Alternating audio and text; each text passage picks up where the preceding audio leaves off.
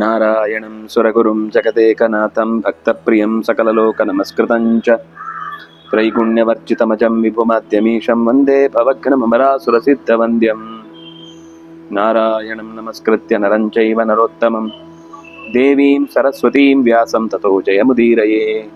ಸ್ವಸ್ತಿಸ್ತು ಸತಾಂ. ಹರಿ ಓಂ.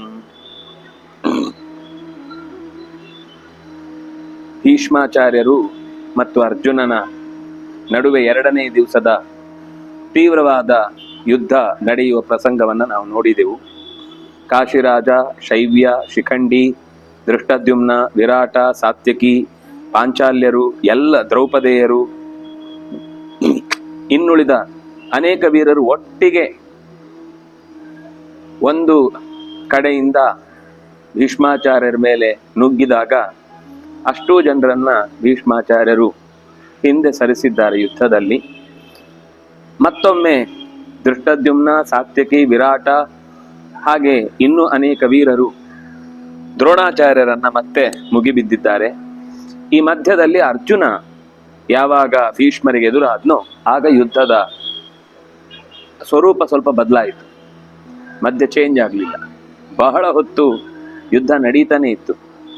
ಆ ತೀವ್ರವಾದ ಯುದ್ಧವನ್ನ ತಮರ್ಜುನ ಪ್ರತ್ಯವಿದ್ಯತ್ ದಶಭಿರ್ ಮರ್ಮ ಭೇದಿಭಿಃ ತತಃ ಶರಸಹಸ್ರೇಣ ಸುಪ್ರಯುಕ್ತೇನ ಪಾಂಡವ ಅರ್ಜುನ ಸಮರಶ್ಲಾಘಿ ಭೀಷ್ಮಸ್ಯಾವಾರ ಯದ್ದಿಶಃ. ಭೀಷ್ಮನಿಗೆ ದಿಕ್ಕೇ ತೋಚದಂತೆ ಎಲ್ಲ ದಿಕ್ಕುಗಳಿಂದಲೂ ಕೂಡ ಬಾಣಗಳನ್ನ ಪ್ರಯೋಗಿಸಿ ಮುಚ್ಚಿ ಹಾಕಿದಂತೆ ಯುದ್ಧದ ತೀವ್ರತೆಯನ್ನು ಹೆಚ್ಚಿಸಿದ್ದಾನೆ. ಆ ಹೊತ್ತಿಗೆ ಅವರು ಕಂಗೆಡ್ಲಿಲ್ಲ. ಅವರು ಸಮರ ಶ್ಲಾಘಿಗಳೇ, ಸಮರವನ್ನು ಬಹಳ ಇಷ್ಟಪಡುವವರೇ. ಅಷ್ಟನ್ನೂ ಕೂಡ ವಾರಯಾಮಾಸ ಪಾರ್ಥಸ್ಯ ಭೀಷ್ಮ ಶಾಂತನ ವಸ್ತದ. ಶರಜಾಲ ಅಂದ್ರೆ ಬಾಣದ ಮಳೆಯನ್ನು ಪ್ರತಿಯಾಗಿ ಒಡ್ಡುತ್ತಾ ಅದೆಲ್ಲವನ್ನು ಸೀಳಿ ಶೀರ್ಯಮಾಣಾನ್, ಬಾಣಗಳನ್ನೆಲ್ಲವನ್ನೂ ತುಂಡು ತುಂಡಾಗಿಸಿ ಮತ್ತೆ ಬೆಳಕಿನ ಜಾಲವನ್ನ ಪ್ರವೇಶ ಮಾಡಿದ್ದಾರೆ. ಅವರು ಇವ್ರ ಮೇಲೆ, ಇವ್ರು ಅವ್ರ ಮೇಲೆ. ಅಷ್ಟರ ಮಧ್ಯದಲ್ಲಿ ಭೀಷ್ಮ ತನ್ನ ಬಾಣಗಳ ಮಳೆಯಿಂದ ವಾಸುದೇವನನ್ನು ಕೂಡ ಕವಚದ ಮಧ್ಯಕ್ಕೆ ಹೊಡೆದು ಜಘಾನ ಸಸ್ತನಾಂತರೆ, ಎದೆ ನಡುವಿಗೆ ಹೊಡೆದು ಬಿಟ್ಟಿದ್ದಾನೆ. ನೆತ್ತರಿನಿಂದ ಸಿಕ್ತವಾದ ಶರೀರವುಳ್ಳವನಾಗಿ ರಕ್ತಸಿಕ್ತವಾದ ಮೈ ಹೇಗೆ ಕಾಣಿಸ್ತಿತ್ತು ಅಂದ್ರೆ, ಕಿಂಶುಕದ ಮರದ ಸುತ್ತ ಹೂಗಳು, ಕೆಂಪು ಹೂಗಳು ಬಿಟ್ಟರೆ ಹೇಗೆ ಕಾಣುತ್ತೋ ಹಾಗೆ ಮೈ ಇಡೀ ಕೆಂಪಾಗಿದೆ. ಅರ್ಜುನ ಕೋಪಗೊಂಡ. ಮಾಧವನಿಗೆ ಏಟಾದದ್ದು ನೋಡಿ ಅವನಿಗೆ ಅಲ್ಲಿ ತನಕ ಸ್ವಲ್ಪ ಕೇವಲ ಡಿಫೆನ್ಸ್ ತಡೆದು ಆಡುವುದನ್ನು ಮಾತ್ರ ಮಾಡುತ್ತಿದ್ದ. ಕೂಡ್ಲೆ ಕೋಪಗೊಂಡು ಕುರುವೃದ್ಧನ ಸಾರಥಿಂ ಕುರುವೃದ್ಧಸ್ಯ ನಿರ್ವಿಭೇದ ಶಿತೆ ಶರೈ, ಶಿತವಾದ ಹರಿತವಾದ ಶರಗಳಿಂದ ಕುರುವೃದ್ಧನ ಸಾರಥಿಯನ್ನೇ ಕೊಂದು ಬಿಟ್ಟ ಮರುಕ್ಷಣದಲ್ಲಿ. ಆದ್ರೆ ಅವರು ಚೂರು ಏನು ಅಯ್ಯೋ ಸಾರಥಿ ಹೋದ್ನ ಅನ್ನುವ ಒಂದು ಆಶ್ಚರ್ಯ ಭಾವನೆನೂ ಇಲ್ಲ. ವಾಘೆಯನ್ನು ಹಿಡಿದ್ರು, ಮತ್ ಯುದ್ಧ ಶುರು ಮಾಡಿದ್ರು. ಅವರು ತಾನೇ ಕುದುರೆಯನ್ನು ಓಡಿಸ್ತಾ, ತಾನೇ ರಥವನ್ನು ನಡೆಸ್ತಾ, ತಾನೇ ಬಾಣ ಹಿಂದಿನಿಂದ ತಗೊಳ್ತಾ ಯುದ್ಧ ಮಾಡ್ತಾ ಇದ್ದಾರೆ. ಅಲ್ಲಾಡಿಸ್ಲಿಕ್ಕಾಗ್ಲಿಲ್ಲ ಭೀಷ್ಮರನ್ನ. ನ ಶಕ್ನುತಾಂ ತದನ್ಯೋನ್ಯಂ ಅಭಿಸಂಧಾತು ಮಾಹವೇ. ಯಾರಿಗೂ ಯಾರನ್ನು ಮೀರ್ಲಿಕ್ಕಾಗ್ತಾ ಇಲ್ಲ. ಅದು ಯುದ್ಧ ಅಂದಾಗ ಒಂದೇ ಕಡೆ ನಿಂತಿರುವುದಿಲ್ಲ. ತೌ ಮಂಡಲಾನಿ ಚಿತ್ರಾಣಿ ಗತ ಪ್ರತ್ಯಾಗತಾನಿ ಚ ಅದರ್ಶಯೇತಾಂ ಬಹುಧಾ ಸೂತ ಸಾಮರ್ಥ್ಯ ಲಾಘವಾತ್. ಇಬ್ರು ಮಂಡಲಾನಿ, ಸುತ್ತು ಬರುತ್ತಾ ಎದುರಾಗುವುದು, ಒಂದ್ ಕಡೆ ನಿಲ್ಲುವುದಿಲ್ಲ. ಒಬ್ರಿಗೊಬ್ರು ಹೀಗೆ ಎದುರಾಗ್ತಾನೆ ಇರ್ತಾರೆ. ಮತ್ತೆ ಯಾರು ಪಾಸ್ ಆದ್ರೂ ಕೂಡ ಅವರನ್ನು ಎದುರಿಸಿ ಮತ್ತೆ ಇವರನ್ನೇ ಟಾರ್ಗೆಟ್ ಮಾಡಿ ಯುದ್ಧ ಮಾಡುವಂಥದ್ದು. ಗತ ಪ್ರತ್ಯಾಗತಾನಿಚ, ಒಂದೇ ಸರ್ತಿ ಹೀಗೆ ಪಾಸ್ ಆಗುದು. ಗತ ಪ್ರತ್ಯಾಗತ, ಎದುರುಗಡೆ ಬಂದ ಹತ್ರದಲ್ಲಿ ಬರುವಾಗ ಹೊಡೆದು ಅವರನ್ನ ದಿಕ್ ತಪ್ಪಿಸುದು. ಆದ್ರೆ ಆ ಸಣ್ಣ ಅವಧಿಯಲ್ಲಿ ಬಾಣವನ್ನ ಎಷ್ಟು ದೂರದಲ್ಲಿ ಅಂದ್ರೆ, ಈಗ ದೂರದ್ದಾದ್ರೆ ಅದು ಬರುವಷ್ಟು ಹೊತ್ತಿಗೆ ನಮಗೆ ಆಲೋಚನೆ ಮಾಡ್ಲಿಕ್ಕೆ ಟೈಮ್ ಇರುತ್ತೆ. ತೀರ ಹತ್ರ ಬಂದಾಗ ಅದನ್ನ ಅವರ ಪ್ರತಿಕ್ರಿಯೆಗೆ ವಾಪಸ್ಸು ಉತ್ತರ ಕೊಡೋದು ಬಹಳ ಕಷ್ಟ. ಆದ್ರೆ ಅಷ್ಟರಲ್ಲೂ ಬಹುಧಾ ಅನೇಕ ರೀತಿಯಲ್ಲಿ ಅನೇಕ ಬಾರಿ ಆ ಪರಸ್ಪರ ಅವರವರ ಮೇಲೆ ಮಾಡಿಕೊಂಡ ದಾಳಿಗಳನ್ನ ಪ್ರತ್ಯುತ್ತರಿಸಿ ಗೆದ್ದು ಬಿಟ್ರು. ಎಲ್ರಿಗೂ ಒಂಥರ ಆಲೋಚನೆ, ಏನಾಗತ್ತೆ ಮುಂದೆ, ಗೆಲ್ತಾರೋ ಇಲ್ವೋ. ಅಂತರಂಚ ಪ್ರಹಾರೇಶು ತರ್ಕಯಂತವು ಪರಸ್ಪರಂ. ಅವ್ರು ಬಾಣ ತೆಗೆಯುವಾಗ್ಲೇ ಅವ್ನು ನಿನ್ ಮುಂದೆ ಹೇಗ್ ಬಾಣ ಹೊಡಿತಾನೆ ಅಂತ ಇಬ್ರು ಊಹಿಸ್ತಾ ಇದ್ರಂತೆ. ಅವನು ಹೀಗ್ ಹೊಡಿತಾನೆ ಅಂತ ಇವನು ಊಹಿಸ್ತಾ ಇದ್ದ, ಇವನು ಹಾಗೆ ಹೊಡಿತಾನೆ ಅಂತ ಅವನು ಊಹಿಸ್ತಾ ಇದ್ದ. ಇಬ್ರು ತರ್ಕಯಂತವು ಪರಸ್ಪರಂ. ಇಬ್ರು ಕೂಡ ಪೂರ್ವದಲ್ಲಿ ಅವ್ರು ಹಿಡಿದ ಶೈಲಿಯಿಂದ ಗೊತ್ತಾಗುತ್ತೆ ಇವನು ಯಾವ ಬಾಣ ಯಾವ ದಿಕ್ಕಿನಿಂದ ಹೊಡಿತಾನೆ, ಎಷ್ಟು ದೂರಕ್ಕೆ ತಾಗುವ ಹಾಗೆ ಹೊಡಿತಾನೆ, ಏನನ್ನು ಹೊಡಿಲಿಕ್ಕೆ ಅಂದ್ರೆ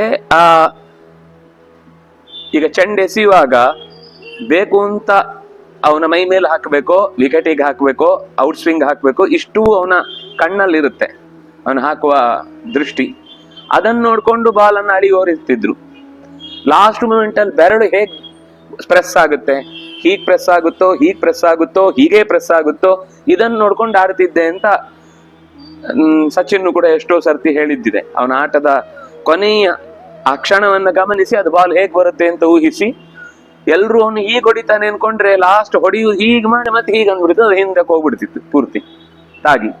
ಅಂದ್ರೆ ಇದೆಲ್ಲ ಅವನ ಚಾಕಚಕ್ಯತೆ, ಅಂದ್ರೆ ಎದುರಾಳಿಯನ್ನ ಗಮನಿಸಿ ಹೊಡೆಯುವ ಚಾಕಚಕ್ಯತೆ. ಚೆಂಡು ಹಾಕುವನು ಕೂಡ ಅವ್ನು ನಿಂತ ಶೈಲಿ ನೋಡಿ ಹೇಗೆ ಹೊಡಿಲಿಕ್ಕೆ ನಿಂತಿದ್ದಾನೆ ಅಂತ ಅವನು ಗಮನಿಸ್ತಿದ್ದ. ಹಾಗೆ ಇಲ್ಲೂ ಕೂಡ ಪರಸ್ಪರಂ ತರ್ಕಯಂತವು. ಇಬ್ರು ಕೂಡ ಮುಂದೆ ಯಾವ ಬಗೆಯ ಆಯುಧವನ್ನ ಪ್ರಯೋಗ ಮಾಡ್ಲಿಕ್ಕೆ, ಯಾವ ಅಸ್ತ್ರವನ್ನ ಪ್ರಯೋಗ ಮಾಡ್ಲಿಕ್ಕೆ ನಿಂತಿದ್ದಾರೆ ಅಂತ ತರ್ಕಿಸಿಕೊಂಡು ಅದನ್ನ ನಿರಾಕರಣೆ ಮಾಡ್ತಾ ಇದ್ರು. ಹೂಡಿದ ಬಾಣಗಳನ್ನು ಶಂಖನಾದಾಯಿತು, ಸಿಂಹನಾದಾಯಿತು, ತಥೈವ ಚಾಪ ನಿರ್ಘೋಷಂ. ಧನುಸ್ಸನ್ನೇ ಒಂದ್ಸರ್ತಿ ಠೇಂಕಾರ ಮಾಡುವ ಶಬ್ದಗಳಿಂದ ಆಕಾಶದ ಮಂದಿ ಎಲ್ಲ ನೋಡ್ತಾ ಕೂತಿದ್ರಂತೆ. ದಾರಿತಾ ಸಹಸಾ ಭೂಮಿಶ್ಚಕಂಪೇಚ ನನಾದ ಚ. ಇವರಿಬ್ಬರ ಶಂಖನಾದ, ಸಿಂಹನಾದ, ರಥದ ಚಕ್ರದ ನಾದಗಳಿಂದ ರಥ ನೆಲಕ್ಕೆ ಗುಡುಗುಡಿಸಿದಾಗ ಭೂಮಿಯ ನಡುಗಿದ ಹಾಗೆ ಕಾಣಿಸ್ತಾ ಇತ್ತಂತೆ. ರಥ ವೇಗವಾಗಿ ಹೋಗುವಾಗ ನೆಲ ಎಲ್ಲ ಗಡಗಡ ಗಡಗಡ ಗಡಗಡ ಗಡಗಡ ಅಂತ ಶಬ್ದ ಬರುತ್ತೆ. ಹಾಗೆ ಇಬ್ಬರು ಕೂಡ ಚಕಂಪೆ, ಭೂಮಿಯೇ ಕಂಪಿಸತೊಡಗಿತು. ಆಗ ದೇವತೆಗಳೆಲ್ಲ ನೋ ಭಯೋರಂತರಂ ಕಶ್ಚಿತ್ ದದೃಶೇ ಭರತರ್ಷಭ. ಇಬ್ಬರ ಮಧ್ಯದಲ್ಲಿ ಇವನೀಗ ಗೆಲ್ಬಹುದು ಅಥವಾ ಇವನ್ ಗೆಲ್ಬಹುದು ಅಂತ ಯಾವುದನ್ನು ಊಹಿಸ್ಲಿಕ್ಕೆ ಆಗ್ತಾ ಇರ್ಲಿಲ್ಲ. ಇವನ್ ಗೆಲ್ಬಹುದು ಅಂತ ಊಹಿಸಿದ್ದೆಲ್ಲ ಸುಳ್ಳಾಗ್ತಿತ್ತು, ಇವನ್ ಗೆಲ್ಬಹುದು ಅಂತ ಊಹಿಸಿದ್ದೆಲ್ಲ ಸುಳ್ಳಾಗ್ತಾ ಇತ್ತು. ಯಾಕಂದ್ರೆ ಇಬ್ರು ಪರಸ್ಪರ ತಮ್ಮ ತಮ್ಮ ಕೈ ಚಳಕವನ್ನ ತೋರಿ ಎದುರಾಳಿಗಳನ್ನ ಹಿಂದಕ್ಕೆ ಸರಿಸುವಂತ ಕೆಲಸದಲ್ಲಿ ತೊಡಗಿದ್ರೆ ದೇವತೆಗಳು ಚಿನ್ನ ಮಾತ್ರೇಣ ಭೀಷ್ಮಂತು ಪ್ರಜಹೃಸ್ತತ್ರ ಕೌರವಾಹ ತಥಾ ಪಾಂಡು ಸುತ ಪಾರ್ಥ ಚಿನ್ನ ಮಾತ್ರೇಣ ಜಜ್ಞಿರೇ. ಬಲಿಷ್ಠರಾದ ಇಬ್ಬರು ಯುದ್ಧ ಅನ್ಯೋನ್ಯ ಒಬ್ಬರಿಗೊಬ್ರು ಯುದ್ಧದಲ್ಲಿ ಹಿಂದೆ ಸರಿಯದಂತೆ ಬಾಣವನ್ನ ಹೂಡುವ ಹಸ್ತಲಾಘವ ಅಂತ ಹೇಳ್ತಾರೆ. ಚುರುಕುತನ. ಬಾಣವನ್ನ ಹೂಡಿದ್ಯಾವಾಗ, ಬಿಟ್ಟದ್ಯಾವಾಗ, ತೆಗ್ದದ್ಯಾವಾಗ ಕಾಣಿಸ್ತಾ ಇರ್ಲಿಲ್ಲ. ಏನೋ ಫ್ಯಾನ್ ತಿರುಗಿಸಿದಾಗ ಕಾಣಿಸ್ತಿತ್ತು ಅಷ್ಟೇ ಕೈ, ಅಷ್ಟು ತೀವ್ರ. ಅದ್ರಲ್ಲಿ ಇವನಂತೂ ಅರ್ಜುನ ಹೀಗೂ ಹೊಡಿತಿದ್ದ, ಹೀಗೂ ಹೊಡಿತಿದ್ದ. ಬಾಣ ತೆಗೆದು ಹೀಗೆ ಹೊಡೆದ ಅಂದ್ರೆ ಇಲ್ಲಿಂದ ಬೀಳ್ತಿತ್ತು, ಇಲ್ಲಿಗೆ ಬಂತು ಅಂದ್ರೆ ಈ ಕೈಯಿಂದ ಹೊಡಿತಿದ್ದ ಅಂತ ಅರ್ಥ. ಅಂದ್ರೆ ಎರಡೂ ದಿಕ್ಕುಗಳಿಂದ ಹೊಡೆದಾಟ ತೀವ್ರವಾಗಿ ನಡೀತಾ ಇದೆ. ಅಷ್ಟಾಗುವಾಗ ವಿಸ್ಮಯಂ ಸರ್ವಭೂತಾನಿ ಜಗ್ಮುರ್ಭಾರತ ಸಂಯುಗೇ. ಅವರಿಬ್ಬರ ಈ ಯುದ್ಧದ ವಿಚಿತ್ರ ಪರಾಕ್ರಮವನ್ನ ಕಂಡು ಎಲ್ಲ ಜೀವ ರಾಶಿಗಳು ಕೂಡ ಆಶ್ಚರ್ಯಪಟ್ಟವಂತೆ. ತಯೋರ್ವಿವರಂ ಕಶ್ಚಿತ್ ರಣೇ ಪಶ್ಯತಿ ಭಾರತ ಧರ್ಮೇ ಸ್ಥಿತಸ್ಯ ಹಿ ತಥಾ ನ ಕಶ್ಚಿತ್ ವೃಜಿನಂ ಕ್ವಚಿತ್. ಅಂದ್ರೆ ತಪ್ಪು ಹೆಜ್ಜೆಗೆ ಅವಕಾಶವೇ ಇಲ್ಲದಂತೆ ಎಚ್ಚರಿಕೆಯನ್ನ ಇಬ್ರೂ ವಹಿಸ್ತಾ ಇದ್ರು. ಆದ್ರಿಂದಾಗಿ ಇಬ್ರೂ ಸೋಲುವ ಪ್ರಕೃತಿಯೇ ಉಂಟಾಗ್ಲಿಲ್ಲ, ಪರಿಸರವೇ ಹುಟ್ಟಲಿಲ್ಲ. ನಶಕ್ಯೌ ಯುಧಿ ಸಂರಬ್ಧೌ ಜೇತು ಮೇತೌ ಕಥಂಚನ ಸದೇವಾಸುರ ಗಂಧರ್ವೈಹಿ ಲೋಕೈರಪಿ ಚ ಮಹಾರಥೌ ಆಶ್ಚರ್ಯಭೂತಂ ಲೋಕೇಶು ಯುದ್ಧಮೇತನ್ ಮಹಾದ್ಭುತಂ ನೈದೃಶಾನಿ ಚ ಯುದ್ಧಾನಿ ಭವಿಷ್ಯಂತಿ ಕಥಂಚನ. ಇಂಥ ಯುದ್ಧವನ್ನ ನಾವಿಲ್ಲಿ ತನಕ ಕಂಡಿರ್ಲಿಲ್ಲ. ಇಬ್ರೂ ಕೂಡ ಪರಸ್ಪರ ತಮ್ಮ ಸಾಮರ್ಥ್ಯಗಳನ್ನ ತೋರಿಸ್ತಾ ಇರ್ಬೇಕಾದ್ರೆ ದೇವತೆಗಳು, ಗಂಧರ್ವರು, ಚಾರಣರು, ಕಿನ್ನರರು, ಕಿಂಪುರುಷರು, ಋಷಿಗಳು ಎಲ್ಲರೂ ಅನ್ಯೋನ್ಯಂ ಪ್ರತ್ಯಭಾಷಂತ ಒಬ್ಬೊಬ್ಬರಿಗೆ ಪರಸ್ಪರ ಮಾತಾಡಿಕೊಂಡ್ರಂತ ಏನ್ ಚೆನ್ನಾಗಿದೆ ಯುದ್ಧ ಅಂದ್ರೆ ಹೀಗಿರ್ಬೇಕು. ಇಬ್ಬರಿಗೂ ಅವರವರ ಪರಾಕ್ರಮವನ್ನು ತೋರಿಸ್ಲಿಕ್ಕೆ ಅವಕಾಶ ಇರಬೇಕು. ಮಲಗಿದ್ದಾಗ ತಂದು ಬಾಂಬ್ ಹಾಕಿ ನಾವು ಗೆದ್ವಿ ಅಂತ ಬೀಗುವುದರಲ್ಲಿ ಯಾವ ಅರ್ಥವೂ ಇಲ್ಲ. ಹಾಗಾಗಿ ಆಶ್ಚರ್ಯ ಸಹಿತರಾಗಿ ದೇವತೆಗಳೆಲ್ಲ ಇಂಥ ಯುದ್ಧಗಳು ನಿಜವಾಗಿಯೂ ಕೂಡ ಆ ಧನುರ್ವಿದ್ಯೆಯ ವೈಭವವನ್ನು ಹೆಚ್ಚಿಸುತ್ತೆ. ಇದು ವಿದ್ಯೆಯ ವೈಭವ ಅಂತ ನಶಕ್ಯಂ ರಣೇ ಜೇತು ಭೀಷ್ಮ ಪಾರ್ಥೇನ ಧೀಮತ. ಈ ಭೀಷ್ಮನನ್ನ ಅರ್ಜುನ ಸೋಲಿಸ್ಲಿಕ್ಕೆ ಸಾಧ್ಯ ಇಲ್ಲ. ಇನ್ನು ಕೆಲವರು ತಥೈವ ಪಾಂಡವಂ ಯುದ್ಧೇ ದೇವೈರಪಿ ದುರಾಸುದಂ. ಅರ್ಜುನನನ್ನು ಕೂಡ ಭೀಷ್ಮ ಗೆಲ್ಲಿಕ್ಕಾಗುದಿಲ್ಲ, ಯಾಕಂದ್ರೆ ದೇವತೆಗಳು ಕೂಡ ಅವನನ್ನು ಸೋಲಿಸ್ಲಿಕ್ಕಾಗ್ಲಿಲ್ಲ. ನ ವಿಜೇತುಂ ರಣೇ ಭೀಷ್ಮ ಉತ್ಸಹೇತ ಧನುರ್ಧರಂ. ಧನುರ್ಧರನಾದಂತಹ ಅರ್ಜುನನ ಭೀಷ್ಮನು ಕೂಡ ಸೋಲಿಸ್ಲಿಕ್ಕೆ ಆಗ್ತಾ ಇಲ್ಲ. ಹೀಗೆ ಪರಸ್ಪರ ಬೆಳಕಿಗಿಂತ ವೇಗವಾಗಿ ಚಲಿಸುವ ಬಾಣಗಳಿಂದ ಕೂಡಿದ ಅವರ ಪರಸ್ಪರ ಹೋರಾಟದ ಕೆಚ್ಚನ್ನ ಕಂಡು ಯುದ್ಧದಲ್ಲಿ ಎಲ್ಲರೂ ಕೂಡ ತಮ್ಮ ಯುದ್ಧದ ಕಾರ್ಯಭಾರವನ್ನೇ ಮರೆತು ಬಿಟ್ರಂತೆ. ಹೊಡೆದಾಡ್ತಾ ಇದ್ದವರು ಇಬ್ರು ನೋಡ್ತಾ ನಿಂತು ಬಿಟ್ಟಿದ್ದಾರೆ. ಏನ್ ಚೆನ್ನಾಗಿ ಆಡ್ತಿದ್ದಾರೆ, ಏನ್ ಚೆನ್ನಾಗಿ ಹೊಡಿತಾರೆ. ಅವನು ನೋಡ್ತಾ ನಿಂತಿದ್ದಾನೆ, ಇವನು ನೋಡ್ತಾ ನಿಂತಿದ್ದಾನೆ. ಹೀಗೆ ತದೀಯಾಸ್ತು ತಥಾ ಯೋಧಾ ಪಾಂಡವೇಯಾಶ್ಚ ಭಾರತ ಅನ್ಯೋನ್ಯಂ ಸಮರೇ ಜಗ್ಮುಹು ತಯೋಸ್ತತ್ರ ಮಹಾ ಸಮಾಗಮೆ. ಯಾವಾಗ ಮಧ್ಯದಲ್ಲಿ ಅದು ಘರ್ಷಣೆಯಾಗಿ ಶಬ್ದದಿಂದ ಸ್ಫೋಟವಾಯಿತು, ಆಗ ಎಚ್ಚರ ಆಗ್ತಿತ್ತು. ಎಚ್ಚರಾಗಿ ಎದುರುಗಡೆ ಮತ್ತೆ ಹೊಡಿತಿದ್ದ. ಅವ್ರು ಇವ್ರನ್ನ ಹೊಡೆದ್ರು, ನಾನು ಹೊಡಿತೇನೆ ನಿನ್ನನ್ನ ಅಂತ. ಆಮೇಲೆ ಯುದ್ಧ ಮತ್ತೆ ಶುರುವಾಗ್ತಾ ಇತ್ತು. ಹೀಗೆ ಯುದ್ಧ ನಡೆಯುವ ಹೊತ್ತಿಗೆ ಇನ್ನೊಂದು ಕಡೆಯಲ್ಲಿ ದ್ರೋಣ ಪಾಂಚಾಲ್ಯಯೋ ರಾಜನ್ ಮಹಾನಾಸೀತ್ ಸಮಾಗಮ. ಅಷ್ಟೊತ್ತಿಗೆ ದ್ರೋಣ ಮತ್ತು ದೃಪದ ಯಾರು ದೃಷ್ಟದ್ಯುಮ್ನ ಎದುರಾದ್ರು ಅನ್ನುವಲ್ಲಿಗೆ 52ನೇ ಅಧ್ಯಾಯ ಮುಕ್ತಾಯ ಆಯಿತು. 53ನೇ ಅಧ್ಯಾಯದಲ್ಲಿ ದೃಷ್ಟದ್ಯುಮ್ನ ಮತ್ತು ದ್ರೋಣರ ಯುದ್ಧ ಆರಂಭವಾಗುತ್ತೆ. ಧೃತರಾಷ್ಟ್ರ ಕೇಳ್ತಾನೆ, ಅಲ್ಲ ನಾವು ಭೀಷ್ಮರನ್ನ ನಂಬಿಕೊಂಡಿದ್ವಿ, ಯತ್ರ ಭೀಷ್ಮೋ ಶಾಂತನವಃ ನಾತರದ್ಯುತಿ ಪಾಂಡವಂ ದಿಷ್ಟಮೇವ ಪರಂ ಮನ್ಯೆ.